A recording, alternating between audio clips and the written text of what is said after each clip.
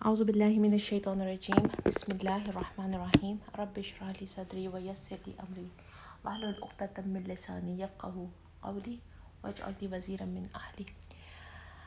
یا اللہ یا رحمان، ہم جو کچھ یہاں پڑھ رہے ہیں، جو کچھ ہم سن رہے ہیں، اس کو ہمارے عمل میں اتار دینا اور قیامت کے دن اس کو ہمارے حق میں حجت بنانا، آمین ثم آمین۔ شروع کرتے ہیں سورہ مومنون کی آیت نمبر 75 سے شروع کریں گے، اور مجھے امید ہے کہ اس کے جو پہلا موضوع مضمون اور جو ابتدا میں ساری بات ہو چکی بھی ہوگی، تو انشاءاللہ ہم نے دیکھنا ہے کہ ہم کہاں کھڑے ہوئے ہیں اور ہم نے اپنا ساتھ ساتھ جائزہ لیتے جانا ہے۔ اعوذ باللہ من الشیطان الرجیم بسم اللہ الرحمن الرحیم۔ اگر ہم ان پر رحم کریں اور وہ تکلیف جس میں آج مبتلا ہیں دور کر دیں تو یہ اپنی سرکشی میں بالکل ہی بہک جائیں گے۔ یہاں کس تکلیف کی بات ہو رہی ہے؟ یہ قحط کی تکلیف کی بات ہو رہی ہے۔ ہمیں پتہ چلتا ہے کہ نبی صلی اللہ علیہ وسلم کی زندگی میں جو عرب تھا، اس کے اوپر 2 دفعہ قحط کی تکلیف آئی تھی، ایک دفعہ ہجرت سے پہلے اور ایک دفعہ ہجرت کے بعد۔ اور یہاں پر جس قحط کی تکلیف کا ذکر کیا گیا ہے، یہ ہجرت سے پہلے کی تھی، اور اس کے متعلق آتا ہے کہ ابن مسعود سے روایت ہے کہ جب قریش نے نبی صلی اللہ علیہ وسلم کی دعوت قبول کرنے سے انکار کیا تھا اور سخت مزاحمت کی تھی، تو اللہ تعالیٰ کے نبی نے دعا کی تھی کہ اے اللہ، ان کے مقابلے میں میری مدد فرما، یوسف کے 7 سالہ قحط جیسے 7 برسوں سے کیا تھا۔ چنانچہ ایسا سخت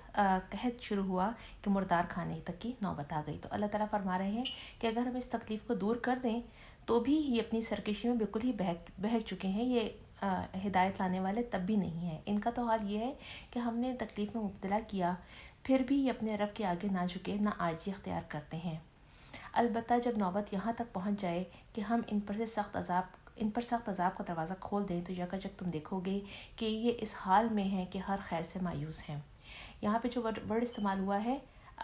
خیر سے مایوس ہونے کا، اس کو مبلسون ہے۔ اس کا جو روٹ ورڈ آتا ہے وہ با لام سین آتا ہے، اور اس کا مطلب کیا ہوتا ہے؟ بہت زیادہ مایوس ہو جانا، بہت زیادہ ہمت توڑ دینا،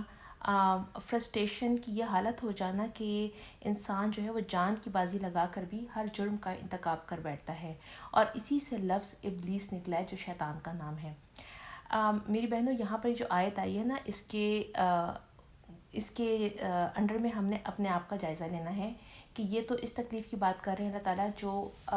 قریش کو اس وقت اللہ تعالیٰ نے یا عرب نبی صلی اللہ علیہ وسلم کی دعا کی جواب میں ان کی مدد کے لیے جو ہے وہ نازل کی تھی۔ لیکن آج بھی جو تکلیفیں ہماری زندگی میں آتی ہیں، آج بھی جو آزمائشیں ہماری زندگی میں آتی ہیں، تو کیا ہمارا حال یہ ہے کہ اس تکلیف میں مبتلا ہونے کے بعد ہمارا حال انہی گدھوں جیسا ہے جن کے اوپر وزن ڈالا گیا، ان کے مالک نے سزا کے طور پہ تو پتہ نہ چلا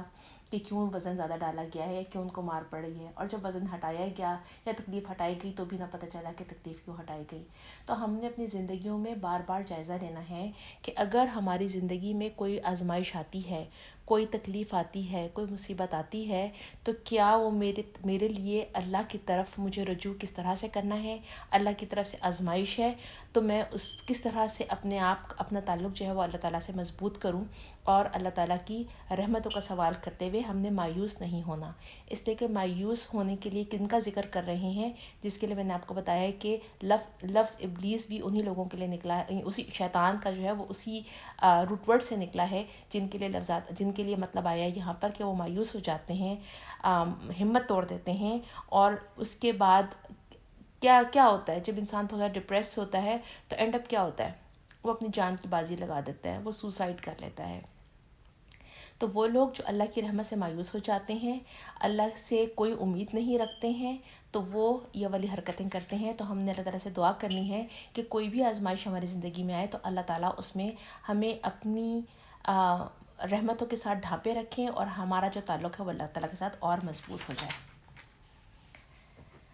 وہ اللہ ہی تو ہے جس نے تمہیں سننے اور دیکھنے کی قوتیں دی اور سوچنے کو دل دیے، مگر تم لوگ کم ہی شکر گزار ہوتے ہو۔ ہم اس طرح کی آیت جو ہے نا میری بہنوں بار بار پڑھتے ہیں قرآن مجید میں کہ اللہ تعالیٰ ہمیں بار بار احساس دلاتے ہیں کہ اللہ نے ہمیں بھی دیے ہیں سننے کے لیے کان اور دیکھنے کے لیے آنکھیں دیے ہیں، جس طرح سے جانوروں کو بھی دی ہیں۔ لیکن جانور صرف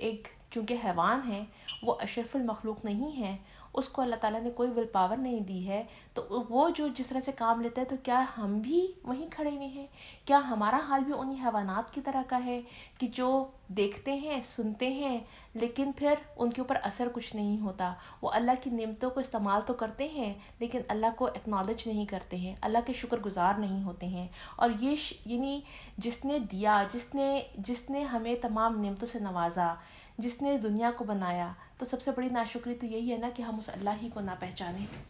اور یہی وہ بات ہے جو اللہ تعالیٰ بار بار انسانوں سے گلہ کرتے ہیں کہ تمام نعمتوں کے باوجود ہم اللہ تعالیٰ کی قدر نہیں کرتے، ہم اللہ کے شکر گزار نہیں ہوتے۔ تو اس آیت کو انڈرلائن کر لیجئے اور نوٹ بنا لیجئے کہ کوشش کر کے کثرت سے جس حال میں بھی ہیں، جیسے اللہ تعالیٰ کے نبی صلی اللہ علیہ وسلم نے ہمیں دعا سکھائی تھی نا کہ ہر بات پر اللہ کا شکر ادا کریں اور الحمدللہ کہیں، یہاں تک کہ اگر تکلیف میں بھی ہیں تو بھی الحمدللہ علی کل حال کہہ کے اللہ کا شکر ادا کریں۔ بلکہ ایک اور جگہ حدیث کا مفہوم آتا ہے کہ اگر ایک انسان کو کوئی تکلیف آتی ہے اور وہ تکلیف یا بیماری یا اس کی یعنی وہ کسی کو بار بار اس کا ذکر کرتا ہے یا تذکرہ کرتا ہے کہ میرے ہاتھ میں درد ہے یا میرے پیر میں درد ہے، یہ جب بات کرو تو وہ اپنی تکلیفوں کا پٹارہ کھول دیتا ہے، تو اللہ تعالیٰ ناراض ہوتے ہیں، کہتے ہیں کہ یہ بندہ میرے ہی یعنی سلیو کے آگے میری برائی کر رہا ہے۔ اللہ تعالیٰ کو یہ پسند نہیں آتا کہ اللہ تعالیٰ کا بندہ جو ہے وہ بار بار اللہ تعالیٰ کی جو اللہ کی شکایت بیان کر رہا ہو اپنے دوسرے انسان کے ساتھ۔ یہ اللہ تعالیٰ کو ایسا لگتا ہے کہ انسان اللہ کی شکایت کر رہا ہے۔ تو ہمیں بار بار اپنے حالات کا جائزہ لینا ہے اور تمام تکلیفیں جو آتی ہیں ہمیں اس بات کو یاد رکھنا ہے کہ اللہ کے نبی صلی اللہ علیہ وسلم نے بتایا تھا کہ ایون ایک مومن جو ہے اس کو کانٹا بھی چبھتا ہے تو اس سے اس کی گناہ جو ہیں وہ جھڑ رہے ہوتے ہیں، یا یہ کہ اگر یہاں تک تھا کہ ایک حدیث کے مفہوم میں آتا ہے کہ اگر میرا ایک مومن بندہ جو ہے وہ اپنی کوئی چیز کہیں رکھ کے بھول جاتا ہے اور بھولنے کے بعد وہ اس کو ڈھونڈ رہا ہوتا ہے اور ڈھونڈنے میں جو اس کو ایک مینٹل اذیت ہو رہی ہوتی ہے کہ میں نے کہاں رکھ دی تھی، اس کو یاد نہیں آ رہا، اور ہم لوگ خود سوچیں کہ ہم لوگ کتنی دفعہ ایسی سچویشن سے گزر رہے ہوتے ہیں، تو وہ جو سچویشن کا گزرنا ہے کہ جس میں ہم کہیں اپنی چیز رکھ کے بھول جائیں اور پھر ڈھونڈ رہے ہیں اور مل نہیں رہے ہیں اور ہم اللہ سے مدد مانگ رہے ہیں اور وہ چیزوں کو بار بار ڈھونڈے جا رہے ہیں، تو وہ تمام ٹائم بھی ہمارے صدقات ہماری نیکیوں میں شامل ہو رہا ہوتا ہے۔ تو اللہ تو اپنے بندے کے اوپر اس قدر مہربان ہے،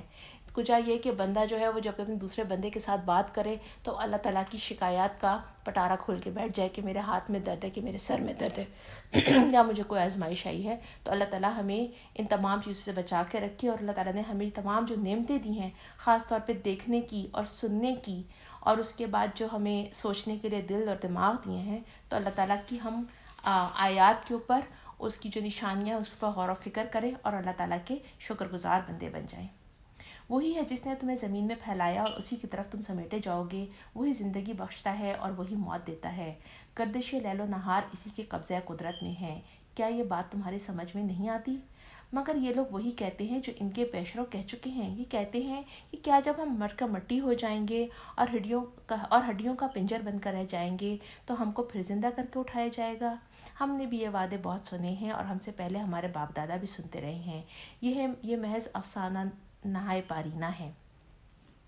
ان سے کہو بتاؤ اگر تم جانتے ہو کہ یہ زمین اور اس کی ساری آبادی کس کی ہے، یہ ضرور کہیں گے اللہ کی۔ کہو پھر تم ہوش میں کیوں نہیں آتے؟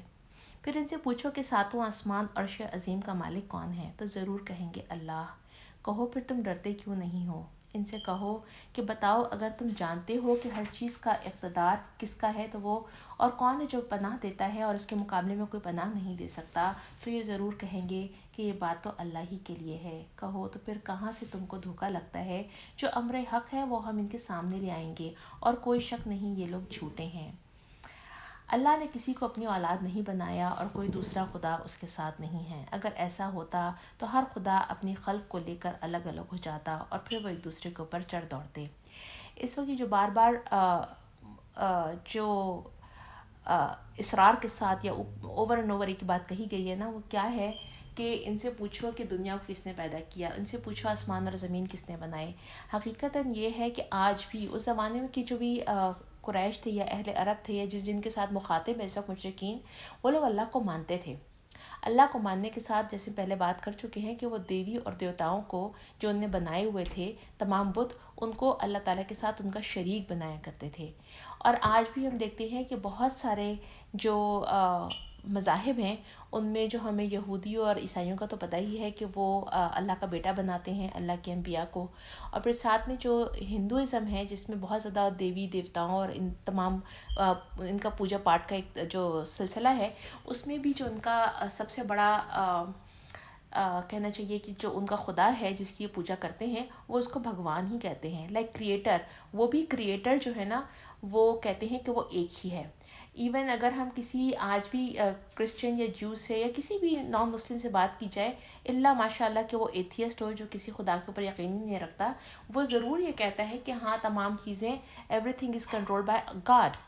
گاڈ جو ہے وہ سب سے بڑا ہوتا ہے، اور اس کے بعد پھر آپ جو ہے وہ اللہ تعالیٰ کے شریک ان کو بناتے ہیں. تو اللہ تعالیٰ بار بار یہ بتا رہے ہیں کہ تمام باتیں جھوٹی ہیں. تو خالی یہاں پر ہم اگر دیکھیں تو صرف یہ بات نہیں ہے کہ اگر وہ لوگ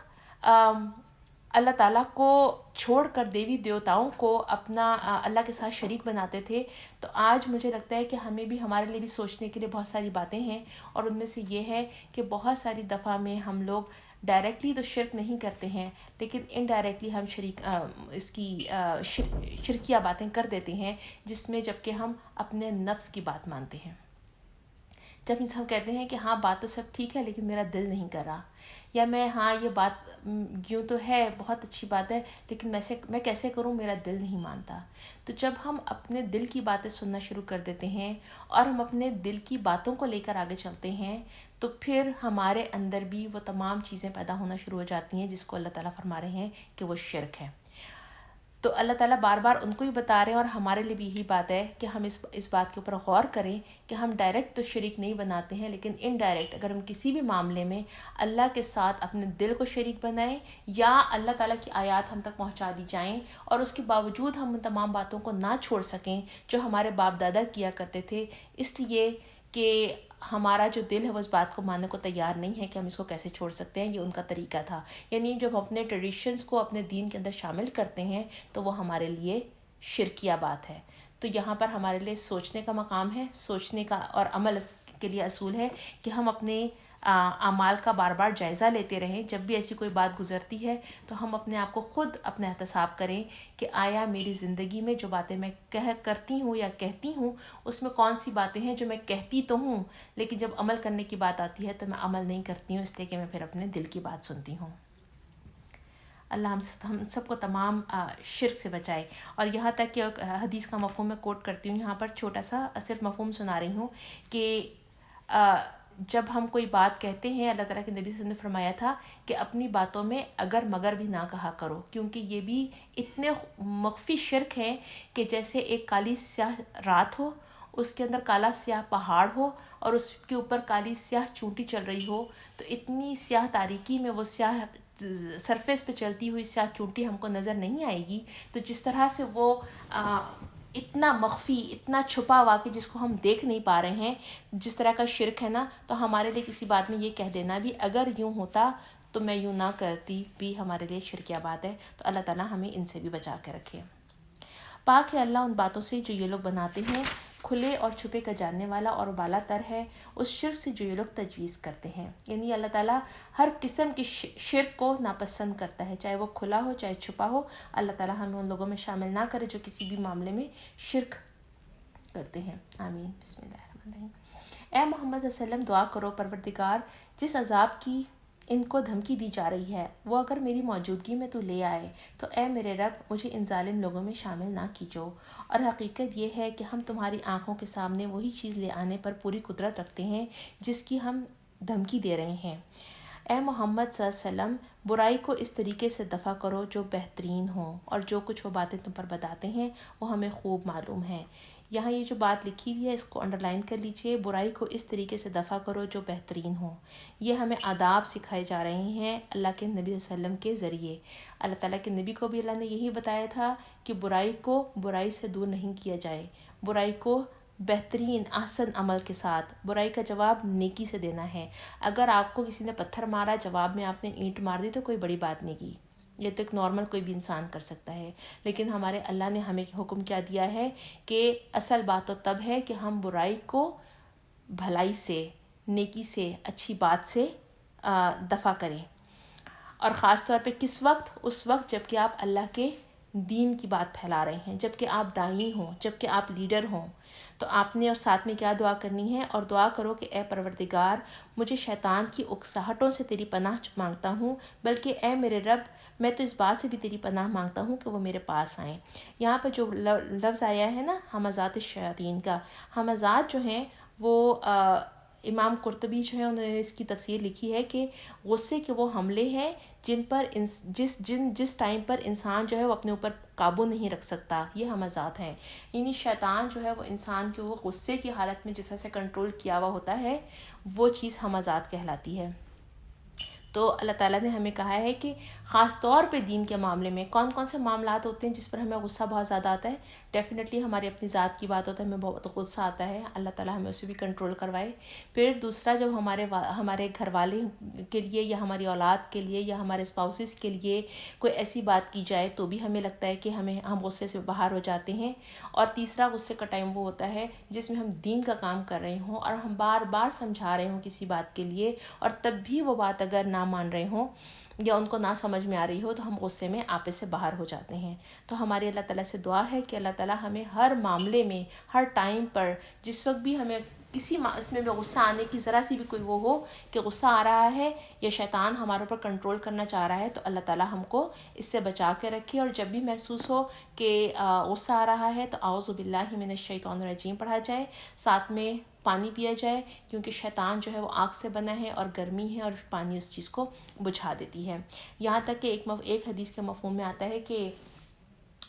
بنی اسرائیل میں 2 آدمی تھے، ایک بہت زیادہ عابد اور زاہد تھا، بہت زیادہ عبادت کرتا تھا اللہ تعالیٰ کی، اور دوسرا جو تھا وہ ایوریج بندہ تھا لیکن اس سے اکثر و بیشتر غلطیاں ہو جایا کرتی تھیں. اور جو عابد بندہ تھا وہ اس کو بہت زیادہ سمجھاتا رہتا تھا اس بندے کو کہ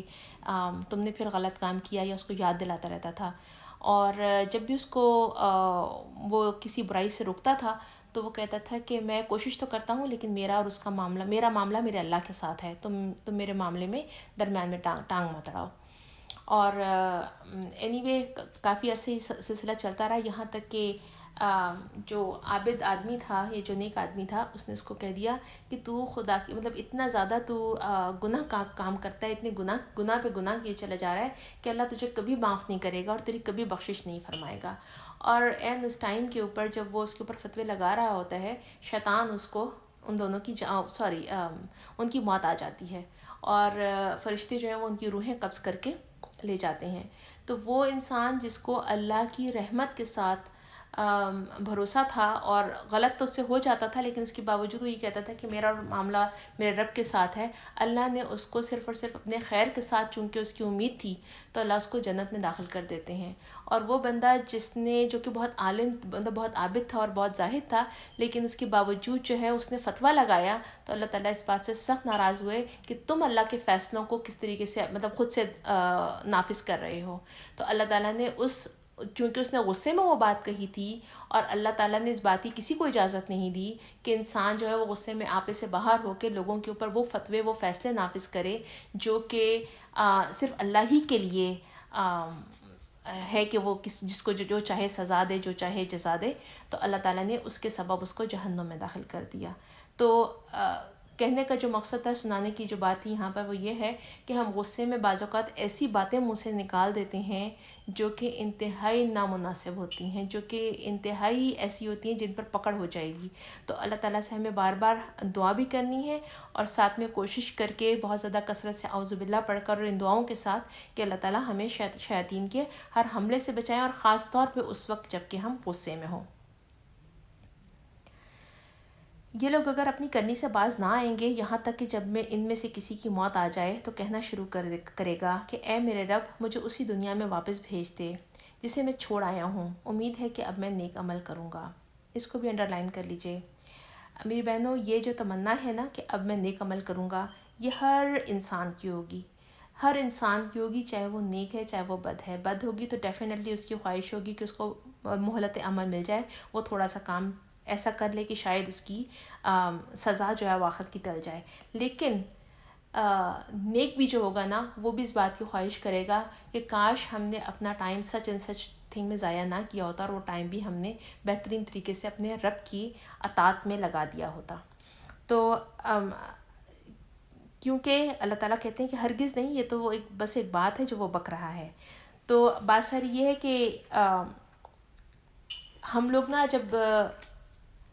دنیا میں دیکھ رہے ہوتے ہیں ایسے حالات، کیونکہ دیکھیں موت کے آنے سے پہلے کسی کو پتہ نہیں چلے گا کہ کس وقت موت آنی ہے. کسی کو پہلے سے انفارم نہیں کیا جائے گا کہ تمہاری آدھے گھنٹے بعد، 2 گھنٹے بعد یا 4 دن بعد موت آئے گی. تو یہ جو حالات ہمارے ساتھ گزر رہے ہوتے ہیں، جس میں ہم لوگوں کو دیکھ رہے ہوتے ہیں کہ لوگ ایک کے بعد 2 کے بعد 3 جا ہی رہے ہیں اس دنیا سے. جس نے آنا ہے، جو اس دنیا میں آیا، اس نے جانا تو ہے. ڈیفینیٹلی یہ جگہ وہ نہیں ہے جہاں پر ہم نے ہمیشہ رہنا ہے. ہمیشہ کی زندگی آخرت کی ہے. تو یہ جو تمام ڈیتھس ہمارے سامنے ہو رہی ہوتی ہیں نا، یہ ہمارے لیے یاد دہانیاں ہوتی ہیں. ایسی یاد دہانی ہوتی ہے کہ ہم یاد رکھیں کہ یہ ٹائم اگر آج ان کے ساتھ آیا ہے تو کسی وقت بھی ہمارے ساتھ آ جائے گا، اور پھر جب وہ وقت آئے گا تو اس کے بعد ایک لمحے کی بھی ہمیں مہلت نہیں دی جائے گی. تو اللہ تعالیٰ ہم سب کو اپنی رحمت کے ساتھ اپنے آنے والے وقت کی، جس وقت ہم نے اللہ سے ملاقات کرنی ہے، اس سے پہلے ہماری تیاری کا موقع دے دیں. بلکہ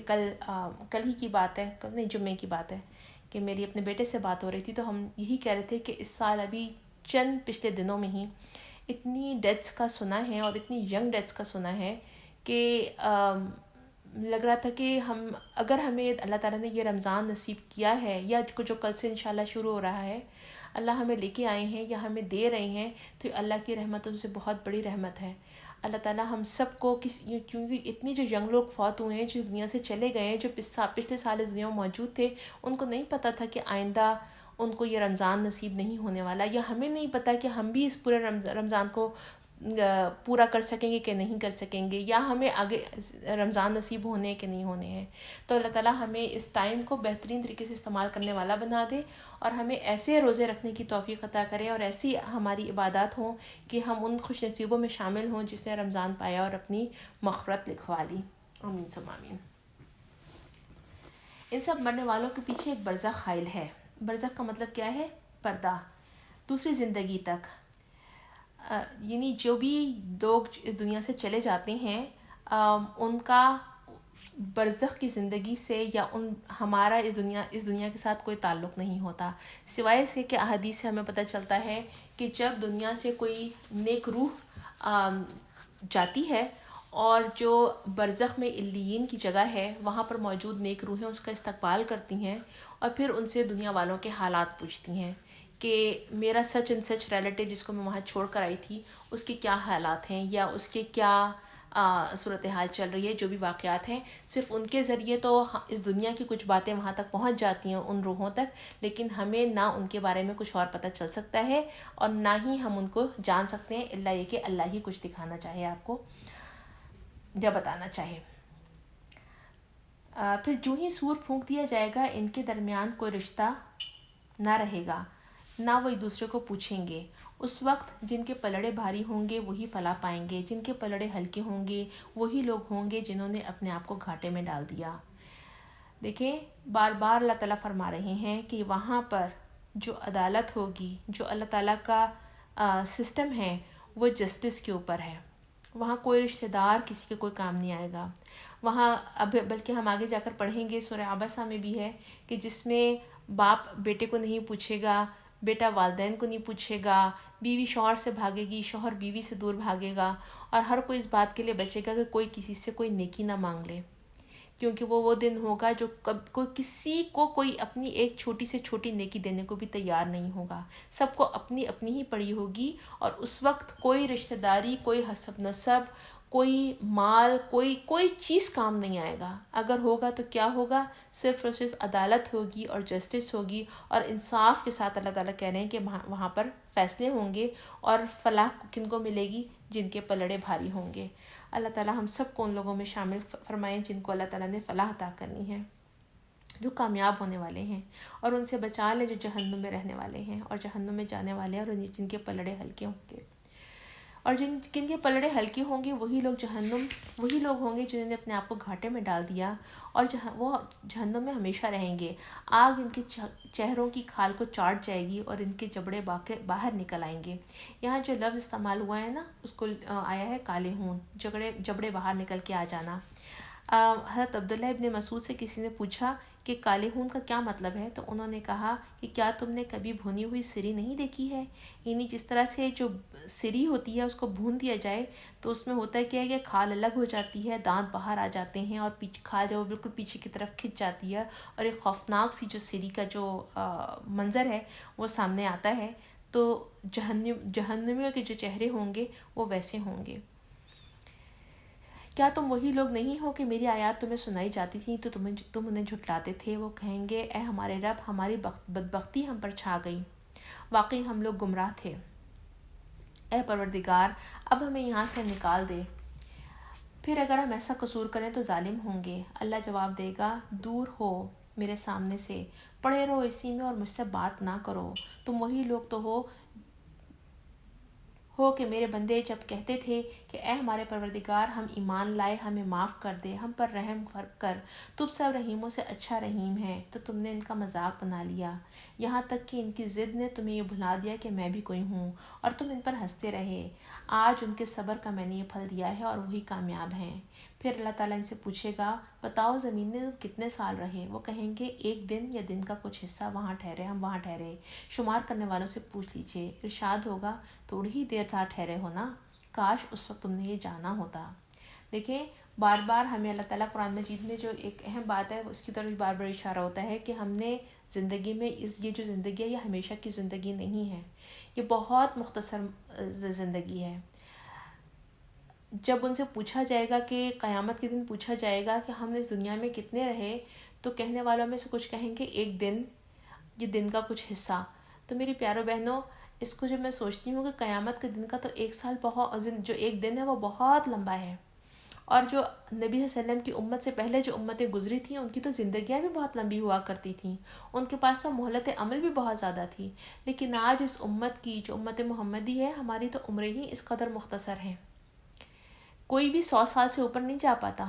کتنا بھی جائے گا 100 105 10، اس کے بعد کسی بھی کوئی زندگی نہیں ہے. تو اتنی چھوٹی سی زندگی کے لیے ہم یعنی اتنے چھوٹے سے ٹائم کے لیے، اتنے مختصر سے ٹائم کے لیے ہم اپنے آپ کے لیے لائعمل تیار کریں کہ ہم نے جہاں ہمیشہ رہنا ہے وہاں کی تیاری ہم نے کیا کی ہے، اور اس مختصر سے زندگی کے لیے ہم کیا کچھ کرتے چلے جا رہے ہیں. اللہ تعالیٰ ہم سب کو بچائے کہ ہم اپنی ساری زندگی بس اسی زندگی کو، اسی دنیا کے ٹائم کو اپنا ہم مقصد حیات بنا لیں اور سارا وقت اسی کے لیے سب کچھ کریں. اللہ تعالیٰ ہمیں آخرت کی تیاری کا بہترین طریقہ سکھا دیں. کیا تم نے سمجھ رکھا ہے کہ ہم نے تم کو یوں ہی فضول پیدا کیا ہے اور تمہیں ہماری طرف کبھی پلٹنا ہی نہیں ہے؟ یہاں جو لفظ استعمال ہوا ہے وہ عبثا کا مطلب یہ ہے کہ وہ کام یعنی جس کا کوئی آؤٹ کم نہ ہو. تو اللہ تعالیٰ انسان سے پوچھ رہے ہیں کہ کیا انسان یہ سمجھتا ہے یا ہم یہ سمجھتے ہیں کہ اللہ نے ہمیں فار نو ریزن پیدا کیا ہے، یا ایسا پیدا کیا ہے کہ ہمارا کوئی آؤٹ کم نہیں ہوگا؟ Is that possible? تو اللہ تعالیٰ یہ بار بار ہمیں دیتے ہیں سوچنے کے لیے کہ ہم سوچیں اور اس کے اوپر غور و فکر کریں. تو اگر یہ عبث نہیں ہے تو اس کا مطلب یہ ہے کہ ڈیفینیٹلی اس کا کوئی مقصد ہے، اور جو مقصد ہے اگر ہم وہ مقصد زندگی نہیں کر رہے ہیں، اپنی زندگی اس مقصد کی خاطر نہیں گزار رہے ہیں، تو پھر ہم انہی لوگوں کی طرح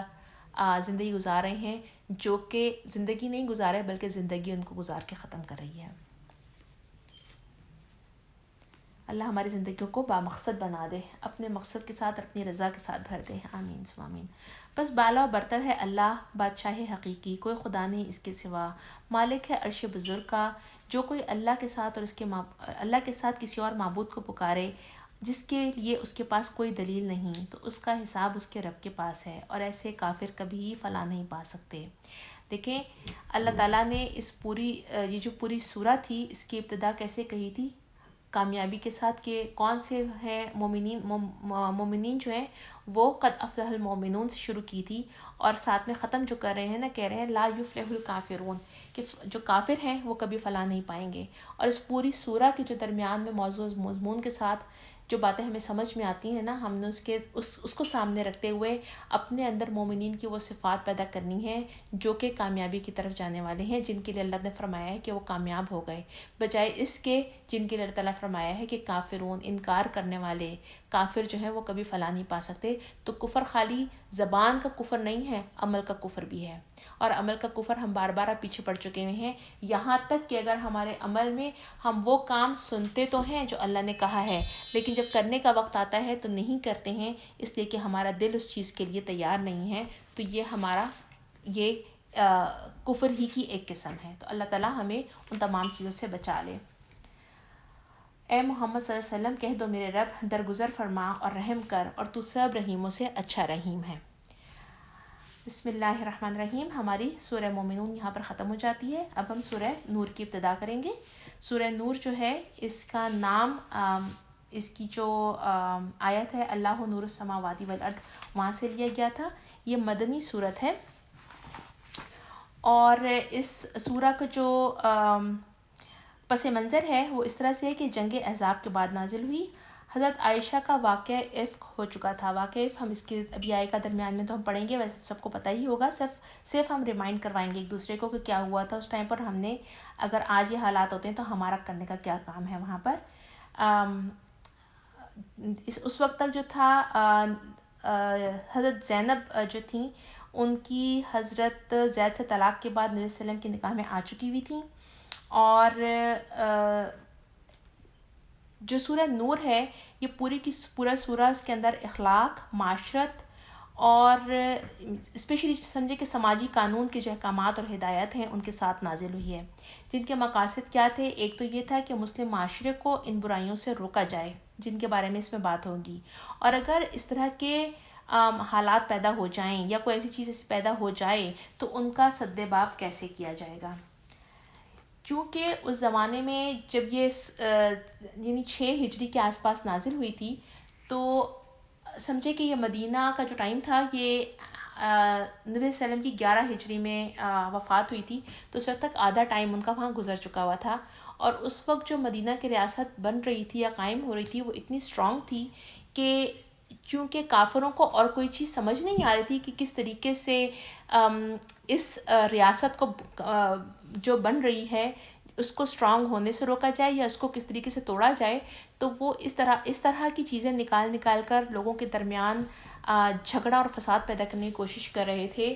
اور نبی صلی اللہ علیہ وسلم کے اوپر ایسی اخلاقی ان کے کردار کے اوپر ایسی باتیں کر رہے تھے تاکہ جو مسلمانوں کا ایک معاشرہ ہے اس کے اندر تزلزل پیدا ہو جائے اور وہ اسٹرینتھ ختم ہو جائے، اور دین چھوڑ کر، اسلام چھوڑ کر انسان جو ہے واپس سے پچھلی روش کے اوپر مڑ جائیں۔ اسی ہی کا جو ایک تھی بات جو واقعہ ہے وہ حضرت زینب کے کا ہے، کہ جس میں اس زمانے میں جو عربوں میں ایک جو بہت ہی عام رواج تھا وہ یہ تھا کہ جب وہ کسی کو اپنا منہ بولا بیٹا کہہ دیتے تھے تو وہ اس کے ساتھ وہ ایسے ہی سارے معاملات کیا کرتے تھے جیسے اپنے سگے بیٹے کے ساتھ ہوتے ہیں۔ تو اسلام نے چونکہ ایک پورا نظام دیا ہے، ایک پورا معاشرے کو کیسے اسٹیبلش کرنا ہے، تو پورے اس معاشرتی نظام کا چونکہ امپلیمنٹیشن کرانا تھا اللہ تعالیٰ کے نبی صلی اللہ علیہ وسلم کے ذریعے، تو اللہ تعالیٰ کے نبی نے زید بن حارثہ کو اپنا منہ بولا بیٹا کہا ہوا تھا۔ تو جب ان کی جن سے طلاق ہوئی، حضرت زینب کے ساتھ جب ان کی طلاق ہوئی، تو اللہ تعالیٰ نے اس رول کو کہ آپ اپنے بیٹے کی متعلقہ سے شادی نہیں کر سکتے، چونکہ وہ منہ بولے بیٹے تھے، سگے بیٹے نہیں تھے، تو یہاں پر یہ بتانا کہ وہ سگا بیٹا اور منہ بولا بیٹا ایک جیسے نہیں ہیں، تو اللہ تعالیٰ نے ان کو حکم دیا تھا اور ان کا نکاح زینب کے ساتھ کرایا تھا۔ تو یہ بات جو تھی وہ اس زمانے کے لوگوں کے لیے ظاہر بات ہے ایک بہت بڑا چینج تھی، تو بحیثیت مسلم تو مسلمانوں نے ایکسیپٹ کیا تھا، لیکن جو منافق تھے ان سے یہ بات ہضم نہیں ہو رہی تھی اور برداشت نہیں ہو رہی تھی، اور وہ چاہ رہے تھے کہ اس طرح کا کوئی بھی واقعہ ہو تو ان کو اس میں لا کر، درمیان میں لا کے مسلمانوں کی جو قوت ہے، جو طاقت بنتی جا رہی ہے، اس کو توڑا جائے۔ اور دوسرا واقعہ تھا افک کا، اس میں کیا تھا، غزوہ جو بنی مستلق کا تھا، اس میں نبی صلی اللہ علیہ وسلم کا طریقہ تھا کہ وہ اپنی ازواج میں سے کہیں پہ بھی جانا ہوتا تھا، کسی بھی غزوے میں جاتے تھے تو وہ اپنی کسی ایک نہ ایک وائف کو ساتھ میں، جن کا قرے میں نام نکلتا تھا، ان کو ساتھ لے کے جایا کرتے تھے. تو اس میں عائشہ کا نام تھا، تو حضرت عائشہ ان کے ساتھ تھیں. تو کہتی ہیں کہ جب وہاں سے واپسی ہو رہی تھی تو عائشہ جو تھیں وہ زمانے میں لائک ان کا ویٹ بہت کم تھا. کہتی ہیں کہ کھانے پینے کی کمی کی وجہ سے ان کا جو جسم تھا بہت ہلکا تھا، نازک ہوا کرتی تھیں. تو وہ ان کے ساتھ تھیں. تو کہتی ہیں کہ جب وہ اپنے کجاوے کے اندر جو اونٹ کے اوپر رکھا جاتا تھا اس کے اندر بیٹھتی تھیں تو بعض اوقات پتہ نہیں ہوتا تھا اٹھانے والوں کی کہ اندر حضرت عائشہ بیٹھی ہوئی ہیں کہ نہیں. تو جب وہاں سے نکلنے کا ٹائم آیا تو حضرت عائشہ کو اس وقت کسی اپنی حاجت کی وجہ سے وہ اپنے کجاوے سے نکل کر اپنی حاجت پوری کرنے کے لیے گئیں. کوئی باتھ روم آیا ہوگا، کسی وجہ سے وہ گئیں. تو واپسی میں آتے انہوں نے فیل کیا کہ ان کا جو نیکلس تھا، جو ہار تھا، وہ ان کے گلے میں نہیں ہے، جو انہوں نے اپنی بہن سے ادھار لے کر یا مستعار لے کر پہنا ہوا تھا. تو وہ اس کو دیکھنے کے لیے واپس گئیں کہ میں اس کو دیکھ لوں کہیں گرا تو نہیں، اٹھا کر لے آؤں. تو مین ٹائم جو وہ واپس آئی ہیں تو اس وقت تک جو لوگ کی ذمہ داری تھی کہ انہوں نے کجاوا اٹھانا تھا اور اٹھا کے واپس سے اونٹوں پہ رکھ کے آگے نکلنا تھا، تو انہوں نے محسوس نہیں کیا کہ عائشہ اس کے اندر نہیں ہے. انہوں نے کجاوا اٹھایا، اونٹ کے اوپر رکھا اور قافلہ جو ہے وہ نکل کھڑا ہوا. جب حضرت عائشہ واپس پہنچی ہیں تو انہوں نے دیکھا کہ وہاں تو کوئی بھی نہیں ہے، سب لوگ جا چکے ہوئے ہیں. تو انہوں نے پھر عقل مندی ہی کی کہ بجائے کہ وہ اس کے پیچھے جانے کی کوشش کرتی، وہ وہیں بیٹھ گئیں جہاں پر سے ان کا جہاں سے قافلہ گیا تھا، اور اپنے اوپر انہوں نے چادر ڈال دی اور وہیں ان کی آنکھ لگ گئی. تو ایک صحابی تھے، صحابی رسول، جن کی ذمہ داری تھی کہ جو پیچھے آیا کرتے تھے یہ دیکھتے ہوئے کہ اگر کوئی پیچھے رہ گیا ہے یا کوئی چیز پیچھے گر گئی ہے یا رہ گئی ہے تو وہ اس کو اٹھا کر لے آئیں، یا کوئی اگر رہ گیا ہے تو اس کو اپنے ساتھ آگے لا کے قافلے سے ملا لیں. تو حضرت صفوان جو ہے وہاں سے گزر رہے تھے تو اس وقت حضرت عائشہ سو رہی تھیں اور ان کے چہرے سے چادر ہٹ گئی تھی. حضرت عائشہ فرماتی ہیں کہ انہوں نے مجھے پہچان لیا تھا اس لیے کہ انہوں نے اس وقت تک جب تک پردے کی آیات نازل نہیں ہوئی تھیں اور وہ چہرے کا پردہ نہیں کرتی تھیں تو اس وقت انہوں نے دیکھا ہوا تھا. تو جیسے ہی ان کی نظر پڑی تو انہوں نے زور سے انا للہ و انا الیہ راجعون کہا، جس وقت حضرت عائشہ کی آنکھ کھل گئی اور انہوں نے اپنے آپ کو اپنے واپس سے سمیٹا چادر کے اندر. تو اس کے بعد حضرت صفوان نے کچھ نہیں کہا بلکہ صرف اپنا اونٹ لا کے سامنے بٹھا دیا اور عائشہ اس کے اوپر سوار ہو گئیں اور وہ لے کے تھوڑی ہی دیر میں جا کر قافلے سے جا ملے تھے. تو لیکن جب وہ وہاں پہنچے ہیں تو عبداللہ بن ابی نے دیکھ لیا تھا، جو کہ منافق تھا بلکہ منافقوں کا سردار تھا. تو انہوں نے ان کو دیکھتے کے ساتھ گندی سوچ کے لوگوں کی گندی ہی زبان ہوگی، تو انہوں نے حضرت عائشہ کے اوپر اور حضرت صفوان کے اوپر بہتان لگایا کہ نعوذ باللہ یہ واپس آئی ہیں تو یہ لائک زنا کی جو الزام ہے ان کے اوپر لگا کر کہ یہ پاک نہیں ہیں اور ان سے کوئی نہ کوئی ڈیفینیٹلی گناہ ہو چکا ہوا ہے. تو اس طرح کا واقعہ بہت زیادہ طریقے سے بہت بری طرح سے پھیلایا. تو تمام منافقین نے بڑھ چڑھ کے اس کے اندر حصہ لیا، بلکہ اس میں ایسا ہوا کہ کچھ ایسے مسلمان جو کہ خالص مسلمان تھے، نیک تھے، وہ بھی ان کی باتوں میں آ گئے اور وہ بھی پارٹ آف دیٹ جو افیئر چلا تھا اس کے اندر شامل ہو گئے. تو یہاں پر اس طرح کے ہونے والے واقعات کی مثال اللہ تعالیٰ کے نبی صلی اللہ علیہ وسلم اور ان کی زوجہ کے ذریعے دی گئی ہمیں اس وقت کے حالات سے. لیکن ہم دیکھتے ہیں کہ آج بھی اگر مسلم معاشرے میں یا ہم جس معاشرے میں رہے ہوں اس طرح کی کوئی بات ہو تو ہمیں ہمارا وہاں پر کیا عمل ہونا چاہیے، اللہ تعالیٰ نے ہمیں وہ بھی سکھایا ہے. ٹھیک ہے، اب ہم پڑھتے ہیں. اللہ تعالیٰ نے پھر ان کی شان میں برات کی آیت نازل فرمائی تھی. حضرت عائشہ کے لیے بتایا تھا کہ وہ پاک ہیں اور اس طرح کی کوئی بات انہوں نے نہیں کی. ٹھیک ہے، چلیں ہم پڑھتے ہیں. اعوذ باللہ من الشیطان الرجیم، بسم اللہ الرحمن الرحیم. یہ ایک صورت ہے جس کو ہم نے نازل کیا اور ہم نے فرض کیا ہے اور اس میں ہم نے صاف صاف ہدایت نازل کی ہیں شاید کہ تم سبق لو. یہ جو انداز ہے نا، یہ بالکل منفرد انداز ہے اور اس طرح کا انداز اس کے علاوہ کسی اور صورت میں نہیں ہے. یہ بتانے کے لیے کہ تمام باتیں جو اللہ تعالیٰ نازل فرما رہے ہیں یہ خاص طور پر اللہ رب العزت کی طرف سے ہیں، اور ایک اسلامی معاشرے کا قیام کن بنیادوں پر ہونا چاہیے یا معاشرتی اصلاحات کے لیے کیا چیزیں ضروری ہیں، اللہ تعالیٰ ان تمام اس سورہ میں ان کے احکامات دے رہے ہیں. زانیہ عورت اور زانی مرد دونوں میں سے ہر ایک کو 100 کوڑے مارو. یہ جو اس میں حکم دیا گیا ہے زانی مرد اور زانی عورت کے لیے کہ دونوں کو ایک 100 کوڑے مارو، یہ غیر شادی شدہ زانی مرد اور زانیہ کے لیے ہیں. شادی شدہ کے لیے رجم کی سزا ہے. رجم کی سزا کیا ہے؟ Stone to death. اور یہ رجم کی سزا جو ہے وہ قرآن مجید میں نازل نہیں ہوئی تھی، بلکہ اللہ کے رسول صلی اللہ علیہ وسلم نے وہ سزائیں، وہ احکامات جو کہ اللہ تعالیٰ نے جن کا حکم قرآن میں نہیں دیا تھا، اور شریعت جو موسیٰ جو تھی ان میں بھی منسوخ نہیں ہوئی تھیں، تو ان سے کنٹینیو کیا تھا، ان کی کنٹینیوشن تھی. اس کے لیے دو احکامات ہیں، یعنی ان کی کوئی نفی نہ چونکہ نازل نہیں ہوئی تھی اور قرآن میں اس کا کوئی حکم نازل نہیں ہوا تھا، تو اللہ تعالیٰ کے نبی صلی اللہ علیہ وسلم نے انہی سزاؤں کو کنٹینیو کیا تھا. تو ان میں سے کون سی تھیں؟ دو سزائیں تھیں. ایک تو شادی شدہ زانی اور زانیہ کا رجم، اور دوسری جو سزا تھی وہ مرتد کی سزا تھی، کہ جو اپنے سے دین سے پھر جائے وہ مرتد ہے، اور اس کی جو سزا ہے وہ قتل ہے. ٹھیک ہے. ان پر ترس کھانے کا جذبہ اللہ کے دین کے معاملے میں تم کو دامنگیر نہ ہو، اور اللہ تعالیٰ، اور تم اگر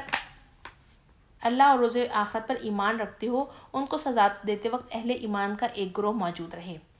ٹھیک ہے. تو کیا بات سمجھ میں آئی ان پہلی دو آیتوں سے؟ پہلی نمبر ایک بات تو یہ ہے کہ تمام آیتیں اللہ نے خود نازل کی ہیں. یہ کوئی الٹ ٹپ احکامات نہیں ہیں کہ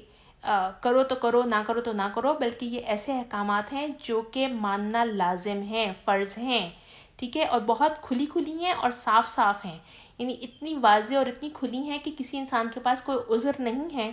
کہ ہم اس سے انکار کریں کہ ہمیں سزا سمجھ نہیں آئی ہے. پھر کیا بات کہی کہ اگر ہم روز آخرت پر ایمان رکھتے ہیں اور اللہ کے اوپر، تو ان معاملات میں، ان سزا دینے کے معاملے میں کوئی نرمی نہیں ہونی چاہیے، دل کے اندر کوئی ترس پیدا نہیں ہونا چاہیے، کیونکہ ہم اللہ کے احکامات ہیں یا اللہ کی حدود ہیں جو کہ جاری کی جا رہی ہیں. پھر اس کے بعد حکم دیا کہ سزا دیتے وقت اہل ایمان کا گروہ جو ہے وہ وہاں موجود ہو، یعنی علل اعلان سزا دی جائے. کیوں؟ تاکہ باقی لوگوں کو عبرت حاصل ہو. اگر اکیلے میں کسی کو پھانسی دے دی جائے یا کسی کو سزا دے دی جائے اور کسی کو علم ہی نہ ہوگا، تو اس سے کیا ہوگا کہ معاشرے کے اندر جو برائیاں ہیں اس کی روک تھام میں اتنی مدد نہیں ملے گی. لیکن اگر وہی بات پتہ چل جائے کہ چونکہ گناہ کا ارتکاب ہوا اور جرم کھل چکا ہوا ہے اور اس کا علل اعلان اب اس کی سزا دی جا رہی ہے، تو اس کی سزا لینے کے بعد، دیکھنے کے بعد وہ لوگوں کے لیے عبرت ہوگی، اور اس عبرت کی وجہ سے جو ہے وہ معاشرے کو برائیوں سے روکا جا سکے گا. پھر آگے اخلاقی تعلیم دی جا رہی ہے. کیا ہے کہ زانی نہ کرے، نکاح نہ کرے مگر زانیہ کے ساتھ یا مشرکہ کے ساتھ، اور زانیہ کے ساتھ نہ نکاح کرے مگر زانی یا مشرک. یہ حرام کر دیا ہے اہل ایمان پر. یعنی کہ جو اللہ تعالیٰ نے اتنی کراہیت اس عمل کے لیے، اس گناہ کے لیے اتنی کراہیت کا اظہار کیا ہے کہ ایسے لوگ جو پتہ چل جائیں کہ جو زنا کر چکے ہیں یا زانیہ ہیں، تو ان سے ساتھ جیسے kind of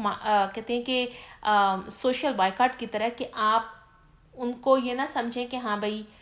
they are fine, they are okay, آپ مطلب ان کے ساتھ ویسے ہی ملیں جیسے آپ ایک عام نارمل انسان کے ساتھ ملتے ہیں. اس سے کیا ہوتا ہے کہ اگلے کو اپنے جرم کا احساس بھی نہیں ہوگا. لیکن اگر ان کو اس بات کا احساس دلایا جائے کہ تم نے کس قدر بڑا گناہ کیا ہے، اور اب ایک جو ایک محسنہ عورت ہے یا محسن مرد ہے، تو وہ آپ کے ساتھ شادی نہیں کر رہا یا آپ کے ساتھ کوئی رشتہ قائم نہیں کیا جا رہا، تو اس کا مطلب یہ ہے کہ تم ان کے لیے لائک ناقابل قبول ہو. تو یہ نا ایک اخلاقی تعلیم دی ہے ایک معاشرے کے لیے، ایک اسلامک معاشرے کے لیے. ٹھیک ہے. لیکن پھر کیا ہے کہ ایسا نہیں ہے کہ جو لوگ توبہ کر لیں اور اپنی بات اصلاح کر لیں، تو اللہ تعالیٰ نے نا ہمیں جو تعلیم دی ہے یہاں پر، وہ ہم پڑھیں گے اس کے تو سمجھ میں آتا ہے کہ اللہ تعالیٰ نے گناہ سے ہمیں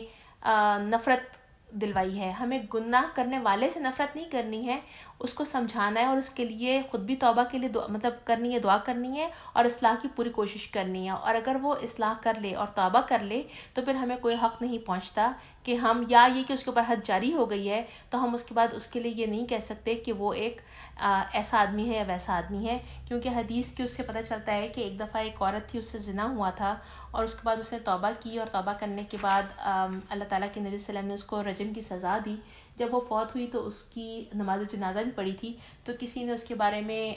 بات کہی نماز جنازہ کے بعد کہ وہ تو ایک زانیہ تھی. تو اللہ تعالیٰ کے نبی صلی اللہ علیہ وسلم کو اس کی بات سخت بری لگی، اور انہوں نے کہا کہ اس نے ایک ایسی توبہ کی ہے کہ اگر تمام مدینہ کے لوگوں کو بھی تقسیم کی جاتی تو کافی ہو جاتی. کہ جب کوئی انسان توبہ کر لے اور توبہ کر کے اپنی، اگر اس کا گناہ پتہ چل چکا ہوا ہے اور اس پر حد قائم ہو چکی ہے اور اس نے اپنی سزا لے لی ہے تو اس کے بعد ہمارا کوئی حق نہیں ہے کہ ہم اس کے بارے میں کوئی بھی ایسی بات کریں. اور اگر اللہ نے کسی کا پردہ رکھ لیا ہے اور پردہ نہیں کھولا ہے اور اس کے بعد وہ توبہ کر لیتا ہے تو دلوں کے حال اللہ جاننے والا ہے. تو ہمارے پاس یہ مطلب اپنی زبانوں کو کنٹرول کرنا اور کسی کے بارے میں کوئی بات بھی کہنے سے پہلے بہت دفعہ سوچنا بہت زیادہ ضروری ہے کہ ہم کسی کے اوپر کوئی بہتان یا الزام لگانے والے نہ ہوں. زنا کی تہمت کے بارے میں یہ بات ہو رہی ہے کہ جو لوگ پاک دامن عورتوں پر تہمت لگائیں اور پھر 4 گواہ لے کر نہ آئیں ان کو 80 کوڑے مارو اور ان کی شہادت کبھی قبول نہ کرو. ٹھیک ہے، یعنی اگر کسی نے خود دیکھا ہے لیکن ان کے پاس گواہ نہیں ہے اور گواہ نہیں ہیں تو اس کے بعد ان کو نہ صرف کوڑے مارے جائیں گے بلکہ ساتھ ہی ان کی شہادت جو ہے وہ کبھی قبول نہیں کی جائے گی. وہ گواہی دیں گے بھی تو ان کی گواہی قبول نہیں کی جائے گی اور وہ لوگ خود ہی فاسق ہیں، سوائے ان لوگوں کو جو اس حرکت سے تائب ہو جائیں اور اصلاح کر لیں تو اللہ تعالیٰ ان کے حق میں غفور الرحیم ہے. یعنی کہ اگر جو انہوں نے کہا اس کے بعد انہوں نے توبہ کر لی اور توبہ کرنے کے بعد آئندہ کبھی انہوں نے کسی کے اوپر بہتان نہیں لگایا ہے تو پھر اللہ تعالیٰ ضرور غفور الرحیم ہے. ٹھیک ہے، لیکن یہ وہ لوگ ہیں کہ جو پاک دامن عورتوں کے اوپر تہمت لگا رہے ہیں اور پھر 4 گواہ لے کر نہ آئیں تو ان کو ہی 80 کوڑے مارنے کا حکم ہے. یہ قذف کا قانون کہلاتا تھا. اس کے بعد ایک اور قانون ہے جو اللہ تعالیٰ بتا رہے ہیں اس کے اندر، وہ لعان کا قانون ہے. اور وہ کیا تھا؟ وہ اس طرح تھا کہ اس میں حضرت ہلال بن امیہ تھے. یہ ان کا واقعہ ہے کہ انہوں نے اپنی بیوی کو زنا کرتے ہوئے دیکھا تھا اور زنا کرتے ہوئے دیکھنے کے بعد انہیں جا کر نبی صلی اللہ علیہ وسلم کو بتایا تو انہوں نے کہا کہ تم ثبوت لے کر آؤ ورنہ تمہارے اوپر حد قذف جاری ہوگا. تو صحابہ میں اس بات پر بہت پریشانی ہو گئی تھی. تو حضرت ہلال نے فرمایا کہ خدا کی قسم جس نے آپ کو نبی بنا کر بھیجا ہے،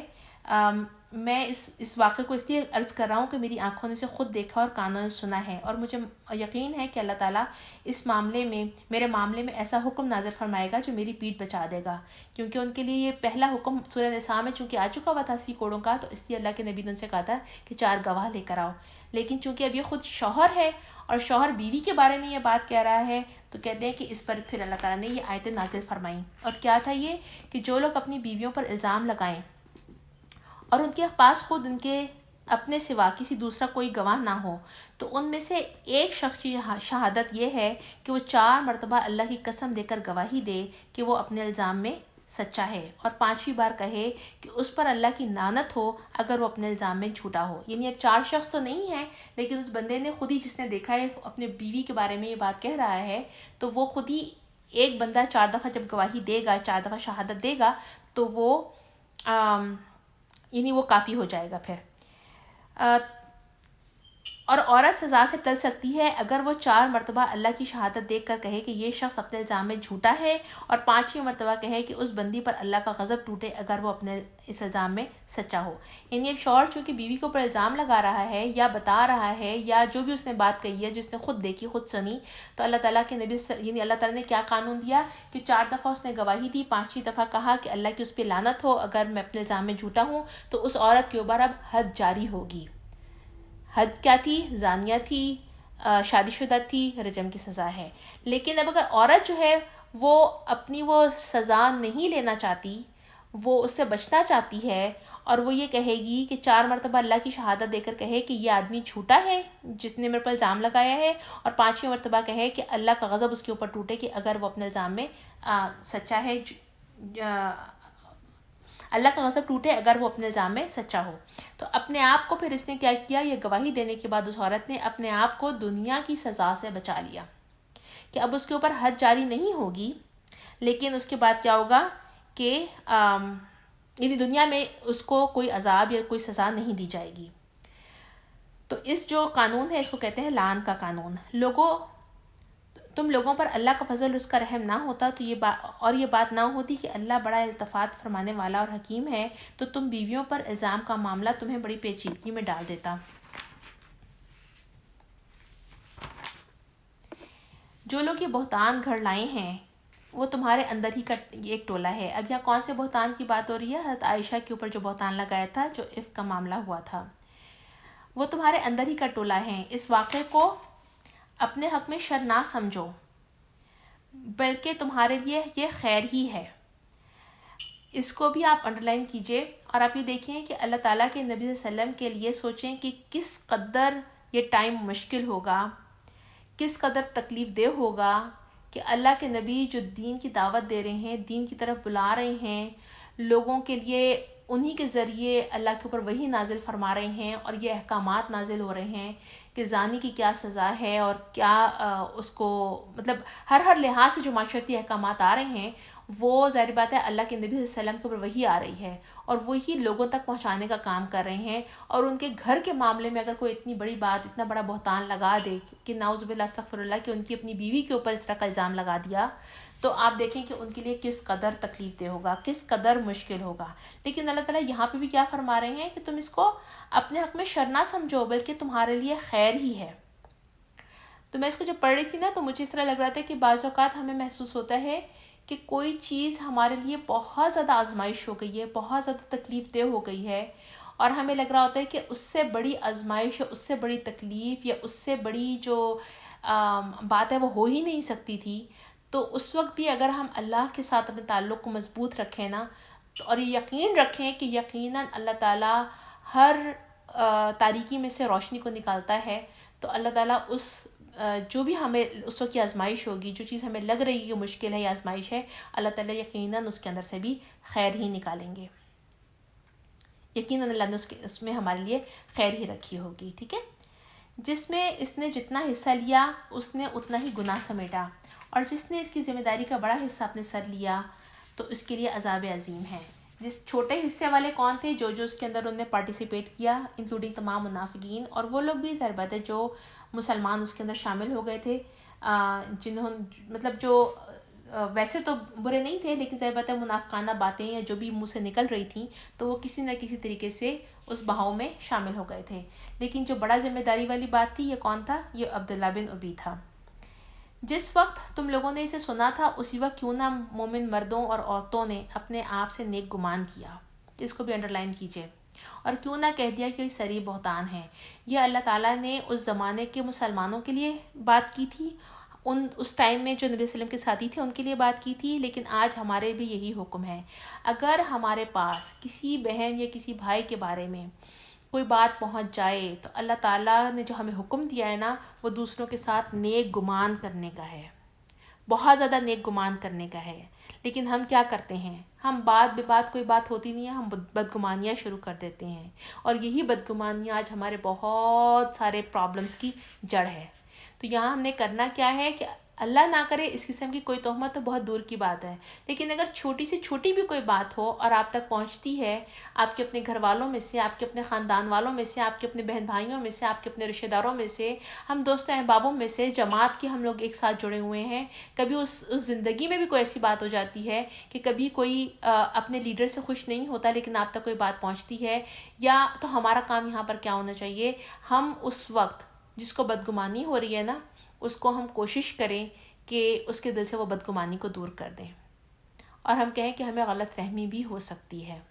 ہم اس کو دوسری طریقے سے بھی سوچیں گے تو وہ معاملات جو ہیں وہ پہلے سے بہتر ہونا شروع ہو جائیں گے، بجائے یہ کہ ہم اس وقت سن کے کہ ہاں وہ تو ہے ہی ایسی، یا یہ کہ ہاں وہ تو مجھے یہی امید تھی اس کے ساتھ کہ اس نے کرنا ہی یہی تھا. تو اللہ تعالیٰ ہم سب کو اس چیز سے بچا کے رکھے. وہ لوگ جو اپنے الزام کے ثبوت میں چار گواہ کیوں نہ لائے؟ اب کہ وہ گواہ نہیں لائے ہیں، اللہ کے نزدیک وہی جھوٹے ہیں. اگر تم لوگوں پر دنیا اور آخرت میں اللہ کا فضل اور رحم و کرم نہ ہوتا تو جن باتوں میں تم پڑ گئے ہو ان کی پاداش میں بڑا عذاب تمہیں آ لیتا. ذرا غور تو کرو اس وقت تم کیسی سا غلطی کر رہے تھے جب تمہاری ایک زبان دوسری زبان سے جھوٹ کو لیتی جا رہی تھی، اور تم اپنے منہ سے وہ کچھ کہے جا رہے تھے جس کے معاملے میں تمہیں کوئی علم نہ تھا، اور تم اسے معمولی بات سمجھ رہے تھے، حالانکہ اللہ کے نزدیک یہ بہت بڑی بات تھی. میری بہنوں، اگین ہمارے لیے یہاں پر سوچنے کا کام ہے، بہت زیادہ سوچنے کا ہے اور عمل کا اصول لینے کا ہے. نمبر 1، بہتان لگانا بہت بڑا گناہ ہے. پوری کوشش کو اوائڈ کر کے اگر کبھی کوئی ایسا معاملہ آتا ہے تو ہم نے اس کے معاملے میں ایک کان سے سن کے اپنی زبان سے آگے نہیں بڑھانا ہے، کیونکہ دیکھیں ایک زبان سے دوسری زبان جھوٹ کو لیتی جا رہی تھی. اگر ہمیں معاملے کی صداقت کا نہیں پتہ تو نمبر 1 اپنی زبان کو ویسے ہی بند رکھیں. نمبر 2، اگر صداقت کا پتہ چل بھی گیا ہے لیکن ہمارے پاس کوئی گواہ موجود نہیں ہے تو بھی اللہ تعالیٰ نے معاشرے میں برائیوں کو روکنے کے لیے خاموش ہو جانے کا، جب تک آپ کے پاس گواہ نہیں ہے آپ کسی کے بارے میں کوئی بات نہیں کر سکتے ہیں، خاموش ہو جانا بہتر ہے تاکہ معاشرے میں وہ برائی جو ہے وہ دبی رہے۔ اگر اس طرح سے تمام برائیاں کھل جائیں اور کھلے عام سب لوگوں کو کے بارے میں پتہ چل جائے اور پھر لوگوں کی ڈھٹائی کا علم ہو جائے تو وہ معاشرہ پھر بگاڑ کی طرف جانا شروع ہو جاتا ہے۔ ایک زمانہ تھا کہ جو امریکن یا یورپین سوسائٹی ہے اس کے اندر بھی سنگل پیرنٹنگ یا سنگل مدر کا ہونا بہت معیوب بات سمجھی جاتی تھی۔ ان کے مذہب میں بھی یہ چیزیں اسی طریقے سے بری سمجھی جاتی تھیں جس طرح سے آج اللہ تعالیٰ نے جو ہمارے لیے احکامات ہیں یا ہمارے قرآن میں جو باتیں ہیں بالکل اسی طرح سے ان کی بھی مذاہب میں یہ باتیں ایکسیپٹیبل نہیں تھیں۔ لیکن اس کے بعد ان لوگوں نے اس کو اس قدر سپورٹ کرنا شروع کر دیا کہ ہوتے ہوتے آج ہم حالات دیکھ رہے ہیں اس ملک کا کہ کتنی بے حیائی جو ہے وہ عروج کو پہنچ چکی ہوئی ہے، اور آج کتنے بچے ایسے پیدا ہوتے ہیں جن کو یہ علم نہیں ہے کہ ان کا باپ کون ہے۔ تو اللہ تعالیٰ جو ہے نمبر 1 بات تو اس معاملے میں تھی زنا کے حکم میں، لیکن ساتھ ہی دوسری بات جو یہاں اب ہمارے لیے سوچنے اور عمل کرنے کا کام ہے نا، وہ یہ ہے کہ ہمارے پاس کبھی بھی کوئی پیغام آتا ہے، کوئی بھی ہم میسج لیتے ہیں، کوئی بھی میسج ہم تک پہنچتا ہے، آج کل واٹس ایپ اور فیس بک اور تمام جو سوشل میڈیا ہے اس کے اوپر یہ بہت زیادہ عام ہے، اور ہمارے لیے کرنے کا کام کیا ہے کہ اگر ہم تک کوئی خبر پہنچتی ہے، جب تک ہم اس خبر کی تصدیق نہیں کر لیتے ہم اس خبر کو آگے نہ پہنچائیں، بڑی سے بڑی معاملے میں بھی اور چھوٹی سے چھوٹے معاملے میں بھی، اس لیے کہ جو کام ایسا کر رہا ہے وہ اللہ کے نزدیک جھوٹا ہے۔ ٹھیک ہے، تو جب تک ہمیں کسی علم کی کسی بات کی 100% ہمارے پاس تصدیق نہ ہو جائے، ہمیں پتہ نہ چل جائے کہ ہاں اوتھینٹک ہے اور ہم نے ہر چیز کی تصدیق کر لی ہے، جب تک ہم وہ بات آگے نہ پہنچائیں، یہ ہمارا عمل ہونا چاہیے۔ اس لیے کہ اللہ تعالیٰ یہاں پہ یہ فرما رہے ہیں بہتان کے معاملے میں بھی تم اسے معمولی بات سمجھ رہے ہو، لیکن آپ یہ سوچیں کہ آپ نے کوئی بات بھی اپنے واٹس ایپ پر وداؤٹ اینی کنفرمیشن آگے فارورڈ کر دی، اور آپ کا یہ جو ایک جھوٹ ہے پوری دنیا میں اس طرح سے پھیل گیا، تو گناہ کس کو ملے گا؟ اس بندے کو ملے گا جس نے اس کو شروع کیا اور اس کے بعد جو اس کے ساتھ شامل ہوا اس کے اندر پارٹیسپیٹ کیا اور اس کو آگے فارورڈ کرتا رہا۔ تو کبھی بھی کوئی بات آئے اس کو پہلے 50 دفعہ سوچیں کہ یہ بات صحیح ہے کہ نہیں ہے، اس کو میں آگے فارورڈ کروں یا نہ کروں۔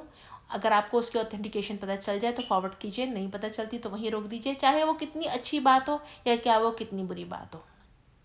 اپنے حد تک روکیں تاکہ معاشرے کے اندر خرابیاں نہ پھیلیں، معاشرے کے اندر خوف و ہراس نہ پھیلے، معاشرے کے اندر جو تباہی آتی ہے نا وہ انہی چیزوں کی وجہ سے آتی ہے۔ تو یہ ایک معاشرتی اصلاح ہے،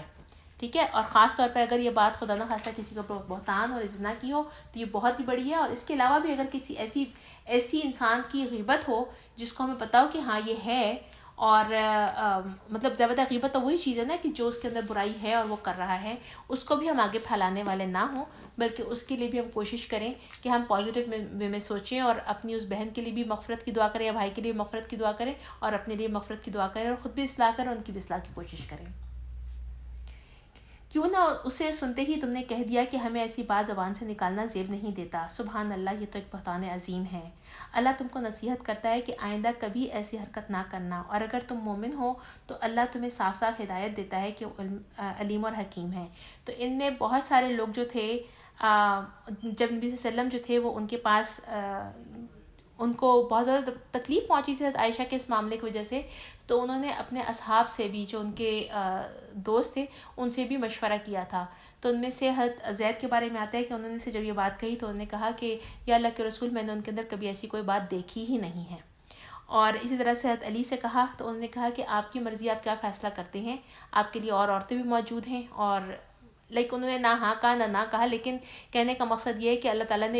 ایک معاشرے کی اصلاح کے لیے، ایک مسلم معاشرے کی بنیادوں کے لیے جو بات کہی وہ کیا کہی کہ کبھی بھی ایسا معاملہ جیسے اللہ تعالیٰ کے نبی صلی اللہ علیہ وسلم کو پیش آیا تھا، اگر اس طرح کا کوئی معاملہ آج ہماری زندگیوں میں بھی ہوتا ہے تو ہم نے اس کے بارے میں کیا کہنا ہے کہ ہم نے اس کی رائٹ اوے تردید کر دینی ہے، ہم نے اس بہن یا بھائی کے ساتھ اچھا ہی گمان رکھنا ہے، اس لیے کہ یہ اللہ تعالیٰ فرماتے ہیں کہ کسی پاک دامن کے اوپر ایسا الزام لگانا بہتان عظیم ہے۔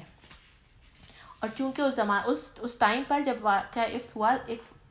کا ہوا تھا تو اس میں کچھ ایسے مسلمان تھے جو کہ اچھے نیک مسلمان تھے، جس میں ایک تو حضرت حمنہ بن جش بھی تھیں، اور ساتھ میں ایک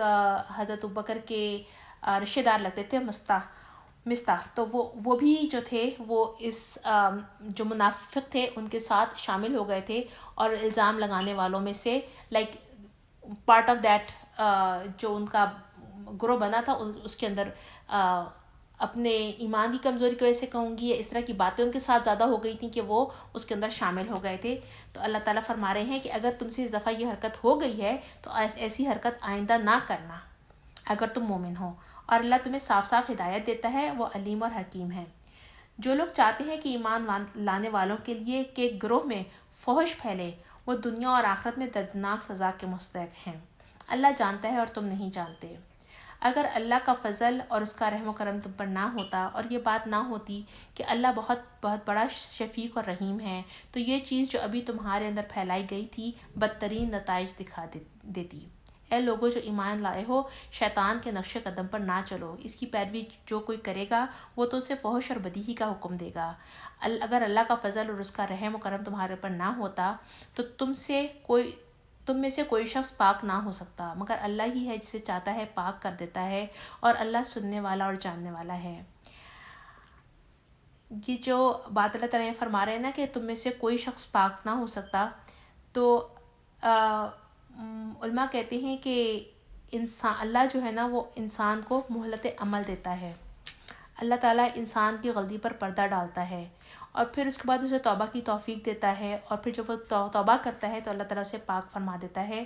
تو اللہ تعالیٰ فرما رہے ہیں کہ یہ اللہ کا فضل ہے اور اللہ کا رحم ہے، اور اللہ کا رحم اور فضل ہوتا ہے تو ہی اللہ تعالیٰ اپنی رحمت کے ساتھ انسان کو توبہ کی توفیق دیتا ہے، اور پھر جس کو توبہ کی توفیق دیتا ہے وہ اسے پاک کر دیتا ہے، کیونکہ اللہ ہی سننے والا اور جاننے والا ہے.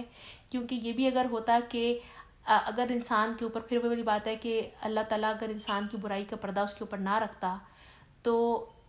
معاشرے میں برائیاں جو ہیں وہ کس قدر عام ہو جاتی ہیں. اگر ہر کسی کی برائی عام ہو جاتی، ہر کسی کی برائی پتہ چلنے لگتی، ہم میں سے کتنے ہیں ہمیں بہت ساری چیزوں کو پتہ ہے لیکن اس کے باوجود ہم سے غلطیاں ہو جاتی ہیں، باوجود اس کے ہمارے گناہ ہو جاتے ہیں. اور یہ اللہ کی رحمت ہے کہ اللہ تعالیٰ ہمارے ان گناہوں کو ڈھانپے رکھتے ہیں اور بار بار ہم اللہ تعالیٰ توفیق دیتے ہیں کہ ہم توبہ کرتے چلے جائیں. اگر ایسا نہ ہوتا تو معاشرہ ایک دوسرے کو دیکھ کر، یا وہ انسان جس کو آپ سمجھتے ہو کہ بہت نیک ہے، کیا اس سے غلطیاں نہیں ہوتی؟ اس سے بھی غلطیاں ہوتی ہیں، اس سے بھی گناہ ہوتے ہیں. اگر اس کے پردے اللہ کھول دیتا اور لوگوں کو پتہ چلنا شروع ہو جاتا تو لوگوں کے اندر بے باکی اور بڑھ جاتی کہ اگر وہ اتنا نیک ہو، اتنے گناہ کر سکتا ہے، اللہ اسے بخشے گا تو مجھے بھی بخش دے گا. تو معاشرہ جو ہے بجائے اصلاح کی طرف جاتا، وہ معاشرہ اس قدر اس کی اللہ تعالیٰ فرما رہے ہیں کہ بدترین نتائج جو ہیں وہ انسان دیکھتا. تو اللہ تعالیٰ کی بہت رحمت ہے. اللہ تعالیٰ ہمیں بھی اپنی رحمتوں میں ڈھانپ دے اور ہمیں بہترین توبہ کی توفیق عطا فرمائے، اور ہماری توبہ اپنے پاس قبول فرما لے ہم سب کی. تم میں سے جو لوگ صاحب فضل ہیں اور صاحب مقترت ہیں، وہ اس بات کی قسم نہ کھا بیٹھے کہ اپنے رشتہ دار، مسکین اور مہاجر فی سبیل اللہ لوگوں کی مدد نہ کریں گے. انہیں معاف کر دینا چاہیے، درگزر کرنا چاہیے. کیا تم نہیں چاہتے کہ اللہ تمہیں معاف کرے؟ اور اللہ کی صفت یہ ہے کہ وہ غفور الرحیم ہے. یہ جو آیت ہے اس کا جو نزول ہے اس کے بارے میں فرماتے ہیں کہ یہ جیسے میں نے بھی آپ کو بتایا تھا کہ اس واقع میں جو ایک ان کے رشتہ دار تھے تو بکر کے مستح، وہ بھی شامل تھے.